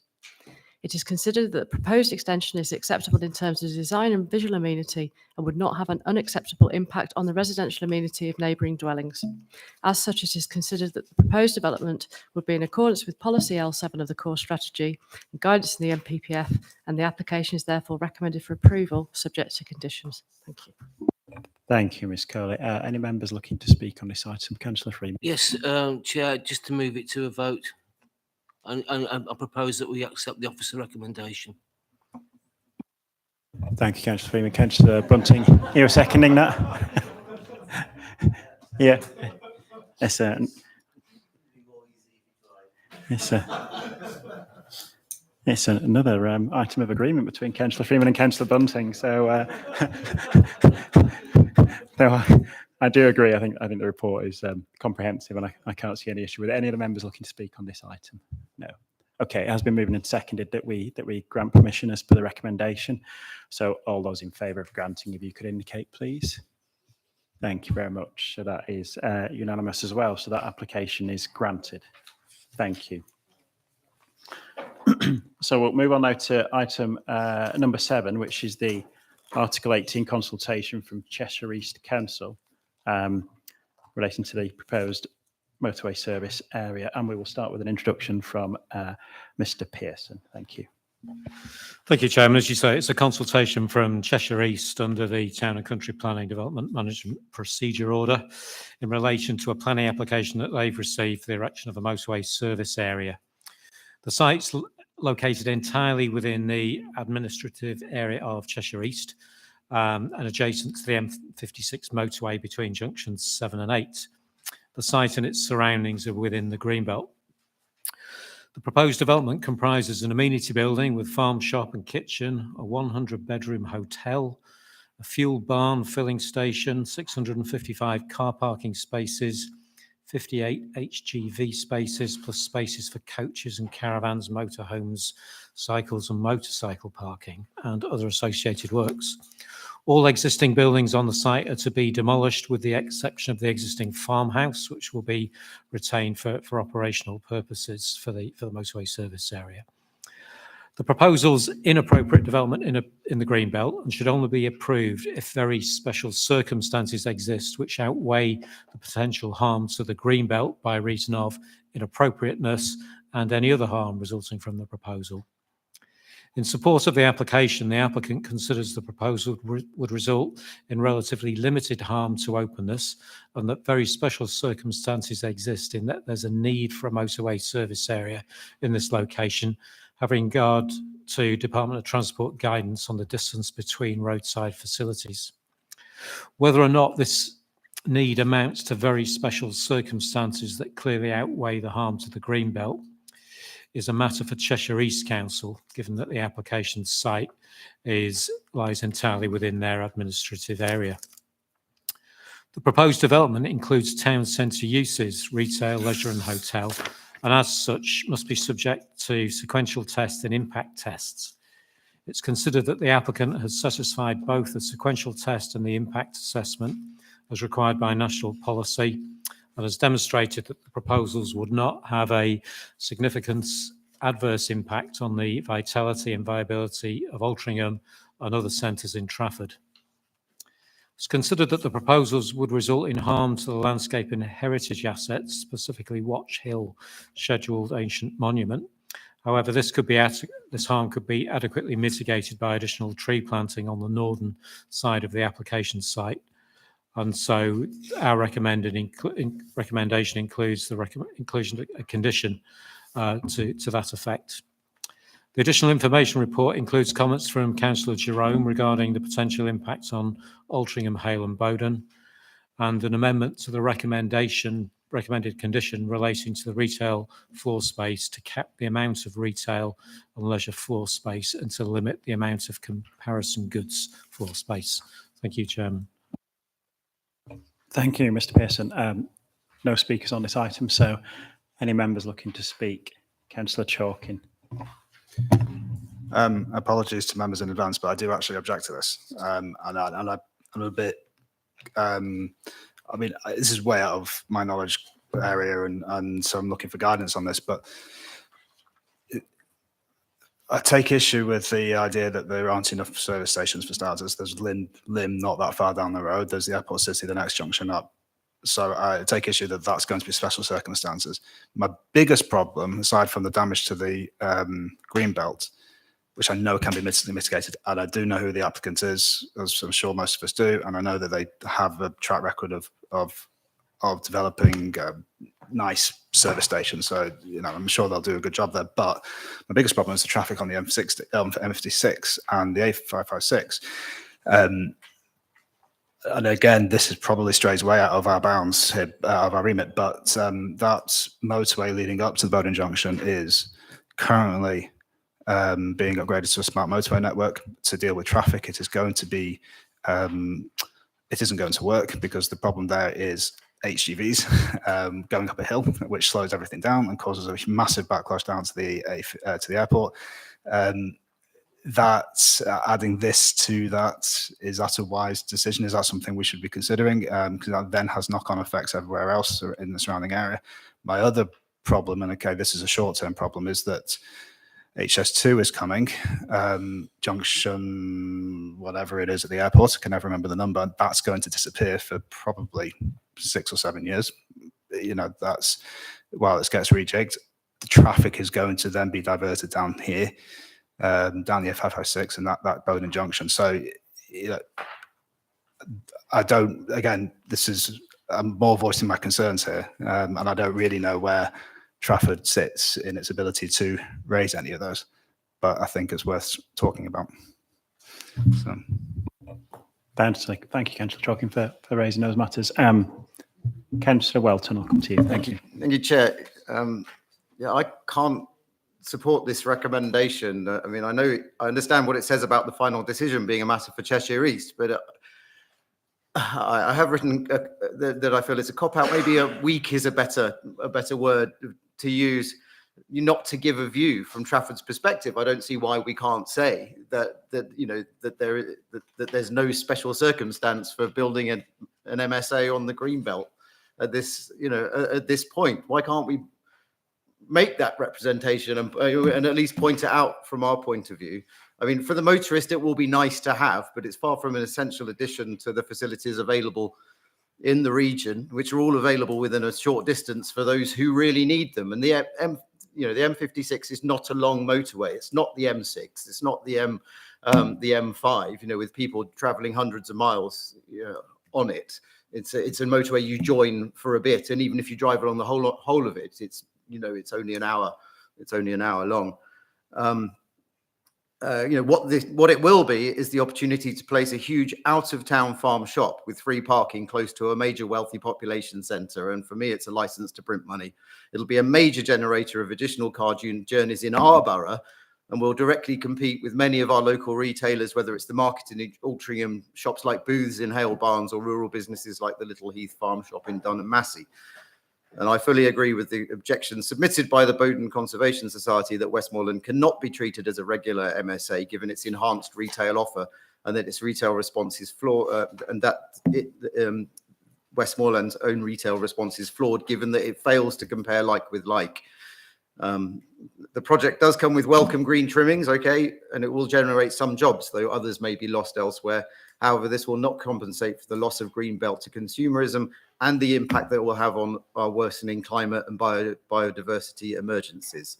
If I was on the planning committee at Cheshire East, I would hope I would stand up for the green belt and provide some reasoned objections to this project. And I think it's a shame to see our council duck the opportunity to do the same. Thank you. Okay, Councillor Welton. So I'll perhaps turn to Ms. Curley or Ms. Pearson just for some advice on what the effect is of Trafford as an authority objecting to the application, and it might be on the ground you've suggested if we were minded to do that. Thank you. You can overturn the officer recommendation here. You don't have to go with it. You can object. If this committee wants to object, then we can object.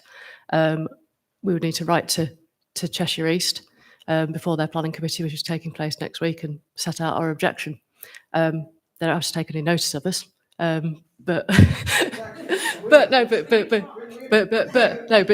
but just bear with me. The other thing that we could do, if members were so minded, if you do feel very strongly about it, is write to the Secretary of State with something called a request to intervene, whereby you say, effectively, we have a very strong objection to this. Therefore, if Cheshire East are minded to approve it, please, with the Secretary of State, call it in for their own determination.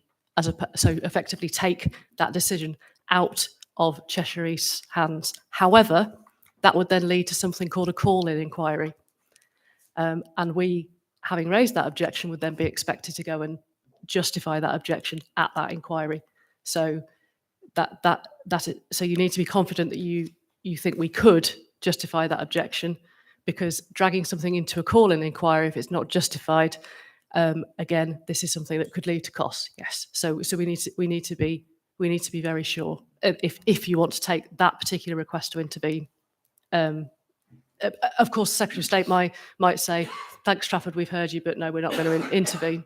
They may, so we may never get to that, but we have to bear in mind what it could go to if that's where members want to take it. Thank you. That's very helpful. Councillor Morgan, I'll come to you next. Thank you, Chair. I've only been to one of the Westmoreland service stations, not been to the Cairns or Gloucester one, but I'm sure others have gone to the Cumbrian service station. It's great. If you're driving that far north, actually, we deliberately would stop at that service station. It's amazing. It's so much nicer than any other service station I think I've ever been in. But the Cumbrian one definitely is a service station. It is in the middle of utter nowhere. Sorry, any Cumbrians, but there is not a lot of that. But there is not anything nearby. I object to this being defined as a motorway service station. It is not there because it's a motorway service station. It's there because they want to build a retail outlet. They want to build a retail outlet south of Hale, south of Bowden, north of Knutsford, south of Altrincham, with tons of traffic. I go past this route most days going to work. There is service stations not that far along. It is, even with the M56 roadworks, it's tops 10 minutes to the airport. You can get into Altrincham in 10 minutes from this junction. You can get to Lymm in 10 minutes. You can get to the M6 in a lot less than 10 minutes. There is no reason for special circumstances in the Green Belt. I know that isn't actually a determination of ours. But I definitely think there is the damage to the heritage asset is unmistakable. And on the sequential test, I do think this will have an adverse impact on Altrincham. It's deliberately designed to appeal to residents who live in my ward, who go to Booths, who go to Hale, who go to Altrincham. I can't see there is not any impact. And then there's as Councillor Welton has already said, in terms of the impacts on traffic, this is going to generate traffic on that junction. Now, whether there is a problem junction as it generates traffic in Altrincham, which I think all of us would agree is we want to try and reduce. So I will not be supporting this, but and we need to have a debate about what we do. But there's no way that I'm prepared to accept. We don't have objections to this. Thank you. Thank you, Councillor Morgan. Councillor Akinola. I just wanted to ask, is objections on the basis of that, the impact on Altrincham and other businesses, is that actually something that would be considered? Because I thought that wasn't a planning thing. No, it's appropriate to consider the impact that it might have on the retail centres, and we've employed our own planning consultants or our retained retail consultants to have a look at these impacts to see what the applicant had suggested, whether that was the case or not. And there are two tests. There's a sequential impact test. So you've got to look to see whether there's a site within a town centre or on the edge of a town centre that could accommodate the proposed use, and that's very clearly not the case. And then the other is about the impact on either planned investment or existing investment, or the impact on the vitality and viability of those centres. So our consultants have had a look at the submission from the applicants, and they've concluded that there would be a less than 1% trade diversion from those centres.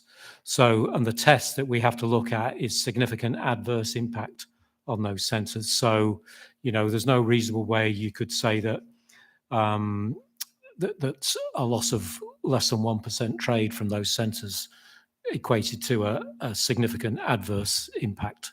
That's our view on that point. Thank you, Mr. Pearson. Councillor Winstanley. Thank you, Chair. I think I was instinctively against this when I saw what the proposals were, against it on two grounds. One was the fact it was building in the green belt, and one was the impact on a local town centre. Then when I went and looked at the map and realised where it was, that section of the green belt is basically a very large traffic island in the middle of M56 and the A556. So the only harm there would be to the heritage asset, which is Watch Hill. That will be covered by by more planting to mask the site. Second objection, as I say, was the impact it would have on Aldringham and Bowden and Newton Hale and the town centres nearby. And I read the report, and it was all written by the applicant, and I thought, yeah, well, they would say that, wouldn't they? It's not going to have any impact. If they're going to say it's not going to have any impact. And then I read the report, which we had commissioned from a set of independent consultants who also said minimal impact. And I don't think that people who are going to stay in the hotels on that site will detract from that business within the local town centres. And in fact, as someone who spent far too many nights staying in the Days Inn on Warwick services, as you shuttle backwards and forwards, if you stay in those hotels because you're travelling and it's designed for people travelling up and down the motorway, you will end up generating more business in the local area. There's only so many times you can walk around a farm shop. So I actually think that this will be okay, and I'm happy with the officer recommendation to raise no objection. Thank you, Chair. Okay, thank you, Councillor Stanley. Councillor Bunting. Yes, thank you, Chairman. I'm going to agree with my colleagues on the other side over there who argue there is a substantial ground for an objection, and it's clear, in my view, that there are no special circumstances. That's tripe, quite frankly. The argument that there are no other service stations, as has been pointed out, is not the case. It's clearly basically a good excuse to create a retail outlet in the green belt to the south of relatively to both in the south and in other directions for relatively prosperous areas that are going to drive out specifically to go and get to use the farm shops and all that kind of thing on this site. It's hopefully our colleagues in Cheshire East will see straight through this and come to pretty much the same conclusion, although we'll have to wait and find out, I suppose. Whilst I would be quite happy to support an objection to the council itself, I would think maybe going to the Secretary of State is taking this a bit too far. I'm sure that if we were dealing with a site in Trafford and other councils were pitching in, we'd be saying, what on earth's it got to do with you, matey? So we'll make our own decisions on this one. Thanks very much. So writing to them and raising our objections, although those objections may well be in their minds already, so it may be relatively pointless in many ways. They're either going to agree with us and would have refuse it on those grounds anyway, or they're going to disagree with us and disregard the objection. I suppose on a point of principle, I think it would be a reasonable thing to object on the grounds that there are no special circumstances, on the grounds that it will have an impact upon the heritage asset. Okay, that can be mitigated by additional planting, but not removed entirely. It is going to generate additional traffic as it draws people to it who are going to go specifically to this this location for use of that retail use, and it is going to have at least a marginal impact on other town centres. So I think there is a reason to write to Cheshire East and object. Although I would not support the Secretary of State, the calling to the Secretary of State, because I think that's excessive given the circumstances. Thank you, Chairman. Okay. Thank you, Councillor Bunting. Councillor Freeman. Thanks, Chair. A few years ago in 2016, this committee approved an application from Euro Garages to build a drive-through coffee shop in my ward off the M60. And it was done on the Chair's casting vote.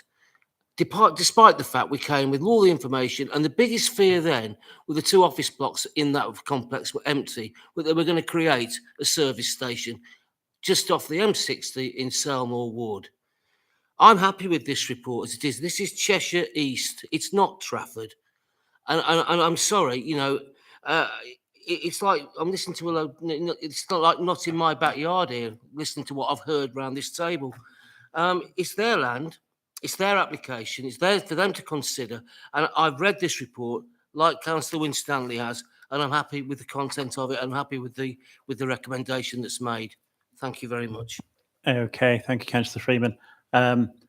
Councillor Welton, I'll come back to you.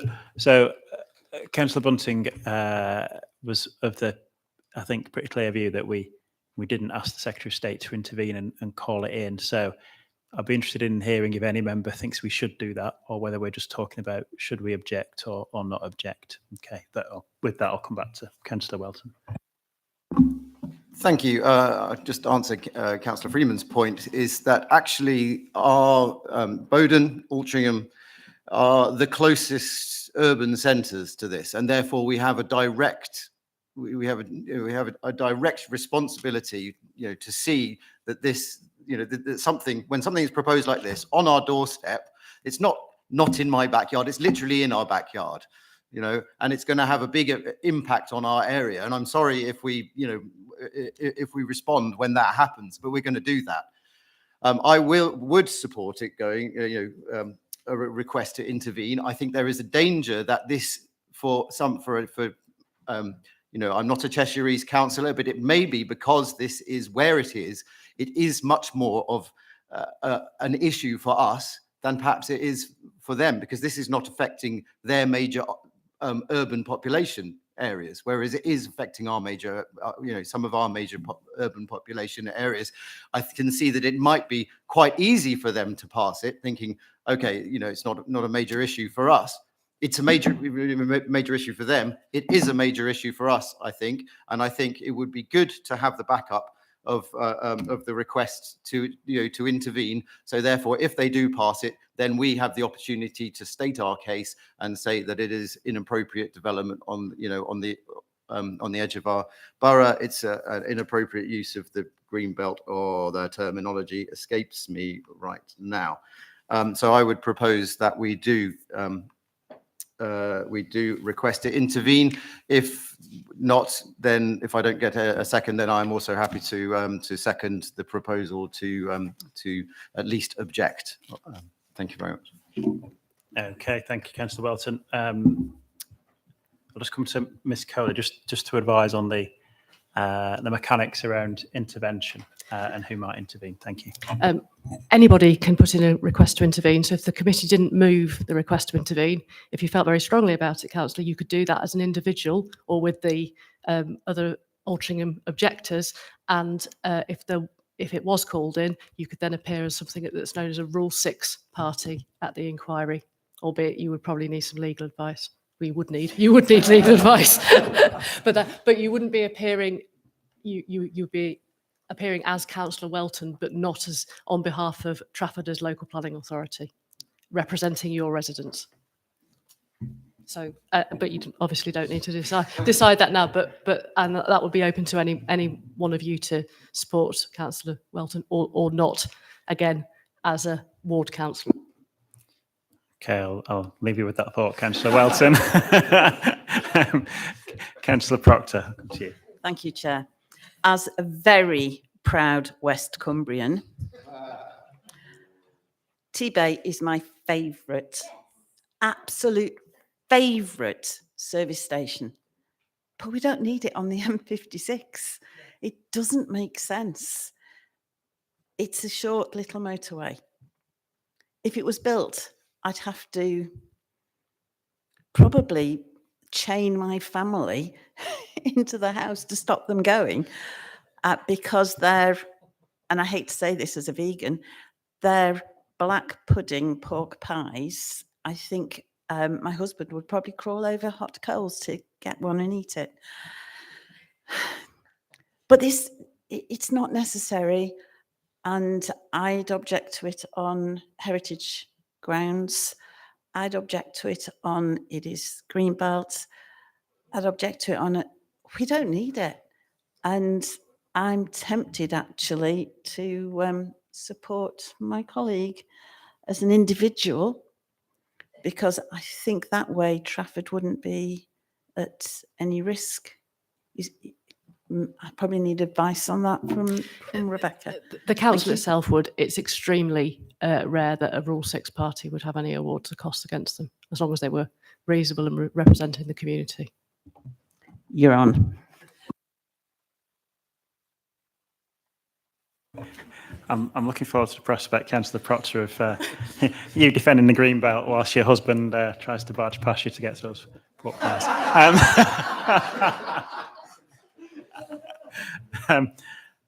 Yeah, I would. Sorry, Councillor Bunting, well, Councillor Hassan, you wanted to come in. I think just at this point, I would be of the strong view that we do not recommend that the council intervene because of the risk as the costs, because of the reasons people have articulated. I'm not sure the grounds for us to object to this are that strong, and so I wouldn't feel comfortable subjecting the council to that risk of costs. So I certainly would want to rule out that option. But I know, Councillor Welton, you were thinking about that. But I'll come to Councillor Hassan now. I don't think we. I mean, I'm disagree with my friend, this. Can I ask the question to the officers? What kind of shopping centers are they going to build? What they are going to build there in sorry? Farm shop.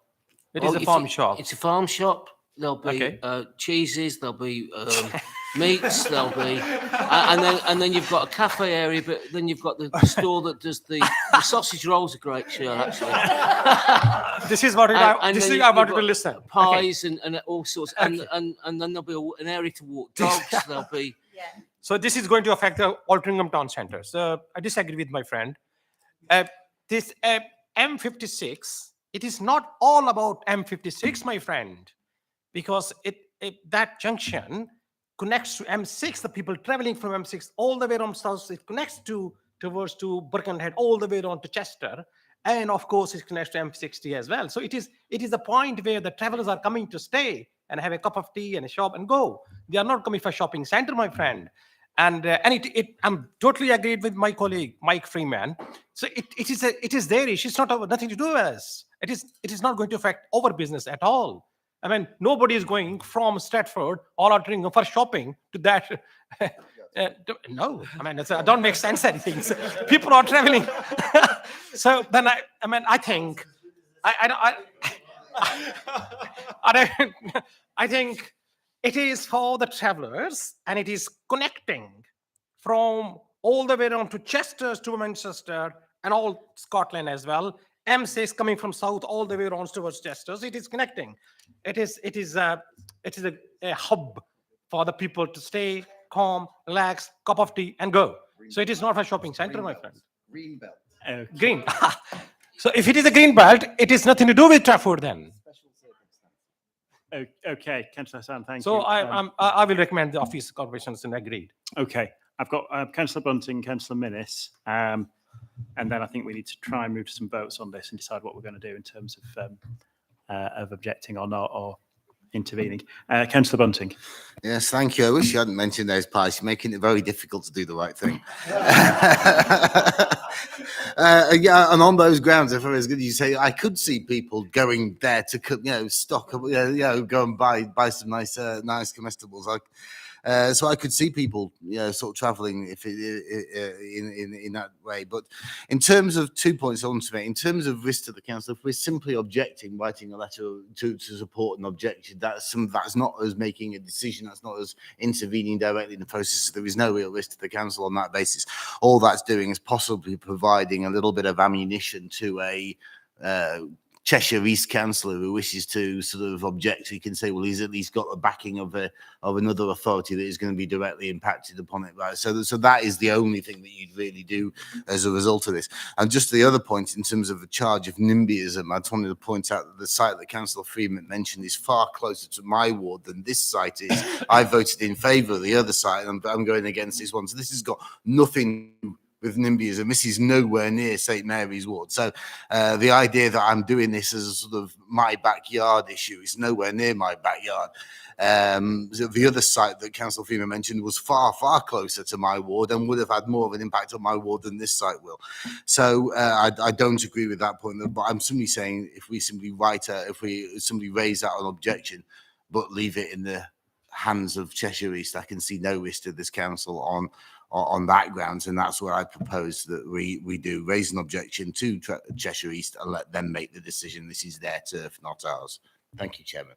Okay, thank you, Councillor Bunter. Councillor Minnis. I'm more than happy to second that. The thing is, I love T-Bay services, absolutely love it. And for Councillor Hassan, it's amazing. You go there, you'll understand, right? But what I'd rather see it replace is that welcome break at Keele. That's what I'd rather see it replace rather than go here. So, and the thing is, it's amazing. People will go there instead of our places. And those businesses will suffer. So I know you're thinking, oh, it's a service station, it's just a little shop. No, go to T-Bay, you'll understand. If you've been to T-Bay, you'll get it, right? It's got lovely chocolates, it's got gins, it's got everything. It's got everything in there, right? Honestly, people will then go there instead of where we want them to go. So it's the green belt. It's not a special circumstances. It's not as naturally on the M6. I think yes, we go with an objection, and that way we don't shaft Trafford Council, but it may prompt something further for Cheshire East. I think is the right way. I'm not comfortable with saying it's okay, even though I do love T-Bay services. Thank you for that disclosure, Councillor Minnis. I also like T-Bay, and I've also been to Gloucester, actually Gloucester is a better design actually, because it's got a grass roof, I think, hasn't it? And it is quite sort of concealed. Wasn't that keen on the design of this one.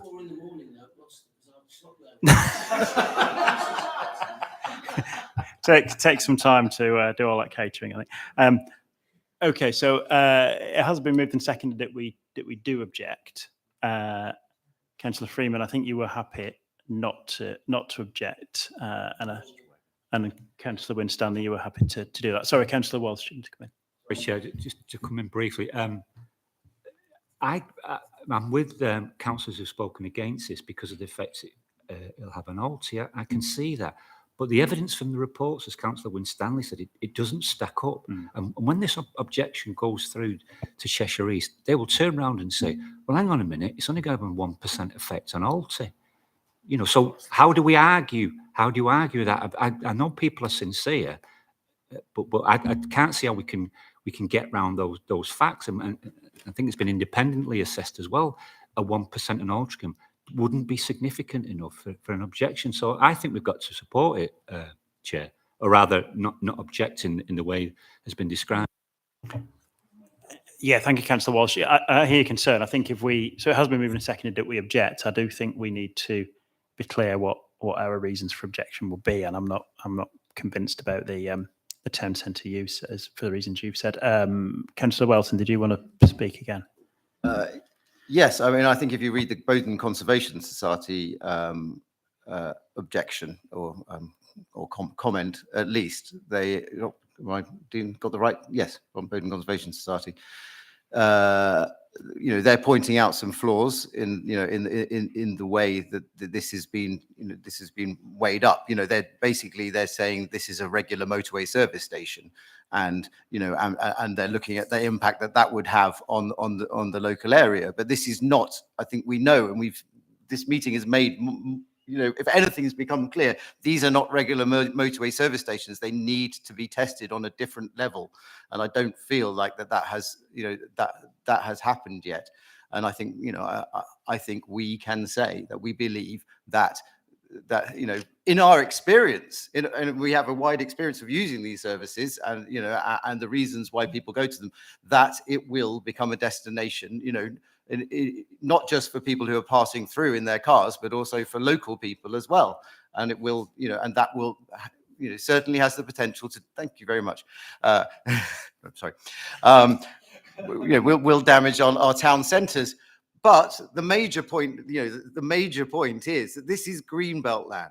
Greenbelt land. It needs special circumstances for, you know, to justify building on it. This is not a special circumstance. You know, this is a motorway service station that's not really needed in the area. I mean, if you need petrol, there's literally a petrol station, you know, within a few hundred meters, just up the, you know, up the A56. You know, so. Why do you want to get at a service station? Exactly. You know, so we're asking ourselves why, you know, pies are not special circumstances for building on the Greenbelt. And at the very least, we need to say that to Cheshire East. I mean, goodness me, I think we'll be letting our residents down if we don't say that. Goodness. Okay. Okay. The passions are running high on this item, I know, but we are still live streaming. I appreciate it's not our decision, but I do think we do need to articulate some decent grounds to object. I'm probably with you, Councillor Welton, that I think the Greenbelt and no very special circumstances is a better reason to object than the town centre impact. So it has been moved and seconded that we object, and also that we don't object. Councillor Welton, you were minded to move that the council intervene. I don't know if you are still persisting in that. Or... Okay. Okay. Yeah, seconding the council intervene. That's okay. Well, that's up to you. You can sort that out after the meeting. But okay. So it hasn't been seconded that the council intervened, so that's not an option. Our reason for objecting is the development on Greenbelt, and we don't think there are very special circumstances. That would be why we object. Councillor Bunting, do you want to add anything to that? And also, Chairman. Is that objection because you don't believe there would be a need for the facility? Yes. Yeah, that's fine. Okay. Yeah, we've got that. There are no special. There are other services in the area that people can use. Plus, I also feel that although there is mitigation with additional planting to the north in terms of heritage asset, I'm not entirely convinced that mitigation will be absolute. So there will be an impact. You can argue as to how much it's reduced by the additional parking, but I don't believe you can wipe it out altogether. So there's still going to be an impact, which I think is unwarranted on that heritage asset. So on those, that's a second. I accept that there will be a minimal impact upon the other centres in terms of trade being drawn away, but I'm not, and that might be as a footnote, but it's certainly not the main reason. To say I would put the fact there are no special circumstances and the impact on heritage as a second one, with possibly a small, or by the way, there is this small impact on town centre on trade as well. That's fine, because the Greenbelt test is Greenbelt harm and any other harm. So the heritage, so you would need to outweigh any heritage harm as well in very special circumstances. Councillor Chalkin, do you want to add to that? Councillor Wilson just reminded me about the highways points, because again, and I'm seeking advice here. Can we weigh in on the impact to the local road network or not? Maybe the way to do it is to say object on Greenbelt, openness, visual impact, inappropriate development, no very special circumstances, heritage harm, because all of those are identified and raise concern about impact on town centres and impact on road network. So it's not as strong.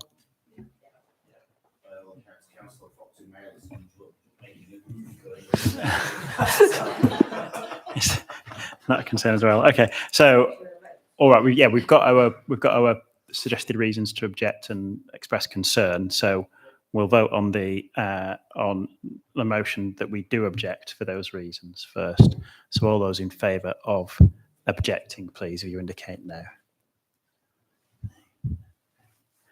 Okay, and all those against objecting, if you indicate no. Okay. 3. And do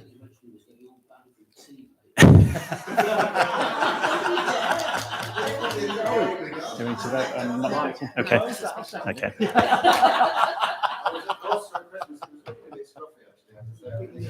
Okay. Well. Okay. So that motion is carried. So we will recommend that we object to the application for the reasons that Ms. Coley set out. So that is the end of that item. Moving on now to the next item, which is the Civic Quarter Area Action Plan. And I'll turn to Ms. Coley to give us an introduction to this item. Thank you.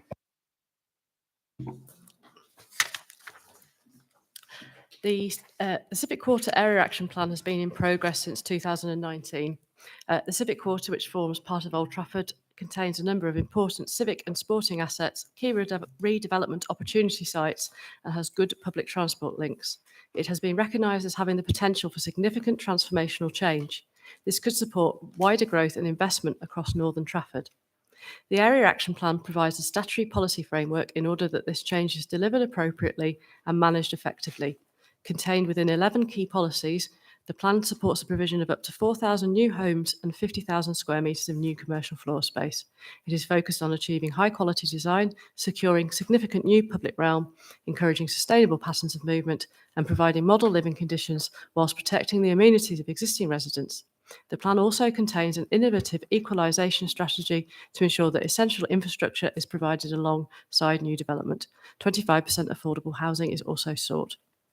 The AAP has been prepared in accordance with the necessary regulations. It has been subject to 3 rounds of public consultation and a week of public hearing sessions.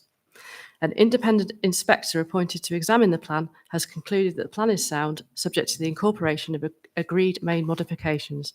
At meetings next week, the executive will be asked to approve the final content of the plan in accordance with the conclusions of the inspector, and then full council will be asked to adopt it.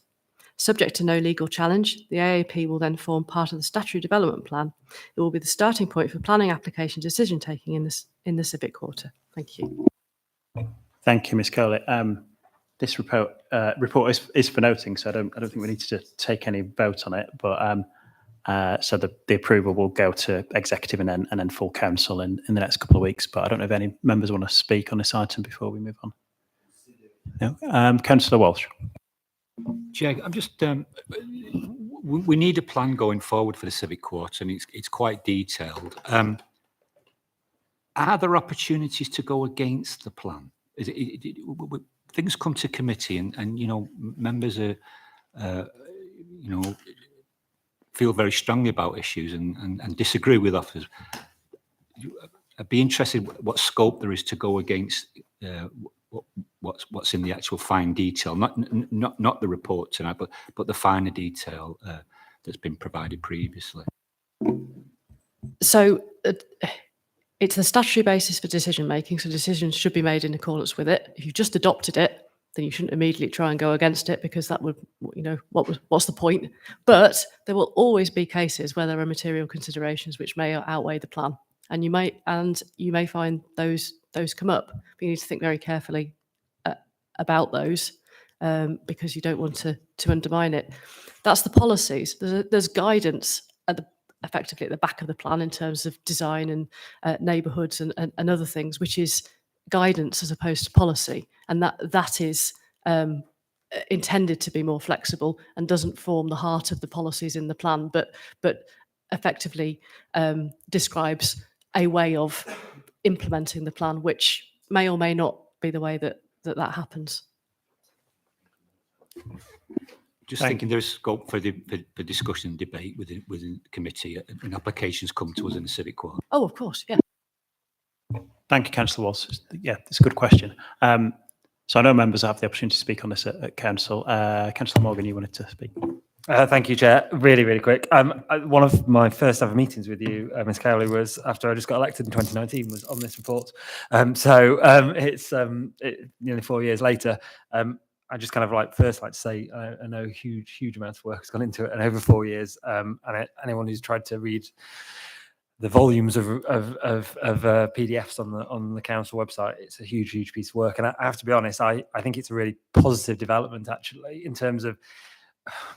I imagine when we all talk to our residents, one of the things, and there's a debate about beauty and all of these issues, but actually this is kind of what planning really should be about. It allows you to plan an area rather than just planning building by building by building. And I think others may disagree, but I think this is the sort of thing which actually will give residents what they want to have in an area.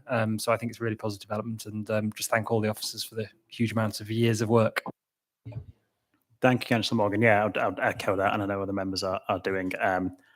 Yeah, I think it's a really positive development. I'd really like to commend the planning team on the work they've put into it. Several rounds of consultation, several drafts.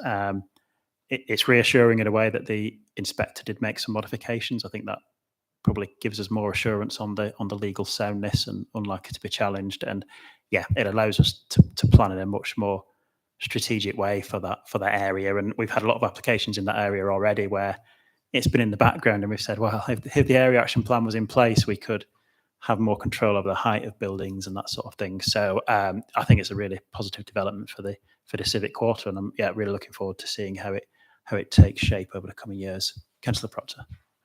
Thank you, Chair. I've got a question. I'm looking at issue 2, item number 60. Got to take my glasses off now. About requirements in relation to the accessible and adaptable home standards. So, how will this fit in with the development plan that we're working on, where we are looking to have lifetime homes as a standard for all homes? Just how does it fit in? It effectively paves the way for that one as well. So what the Civic Quarter Area Action Plan requires is that all homes, every single one of them, are built to M42 standards, which I know, Councillor Proctor, you're very keen on, as are lots of other members of this committee. So it does that, and we were really pleased that the inspector supported that modification and thought it was the right thing to do, as well as being necessary. So the local plan will follow. However, it's likely that before the local plan is adopted, we have two things. We have PFE, Places for Everyone, which also has the same requirement for all dwellings to be built to M42. And also the building regulations for M42 are likely to become mandatory in a couple of years. So actually, by the time you get to the local plan, you might not actually need it. So don't worry if it comes out of there, that will be because you've got to do it for another reason. And if we got Civic Quarter reports, we probably wouldn't put a condition on at that point because it would be mandatory anyway. That is fantastic. Thank you. Thank you, Ms. Cowley. Yeah, really, really welcome information, I think. Okay, no other members looking to speak, so I think we're happy to note that report, and it will go forward to executive and then council for decision. Item 9, there's no urgent business to consider, I don't think. So with that, I will close the meeting. Thank you. Thank you, everyone.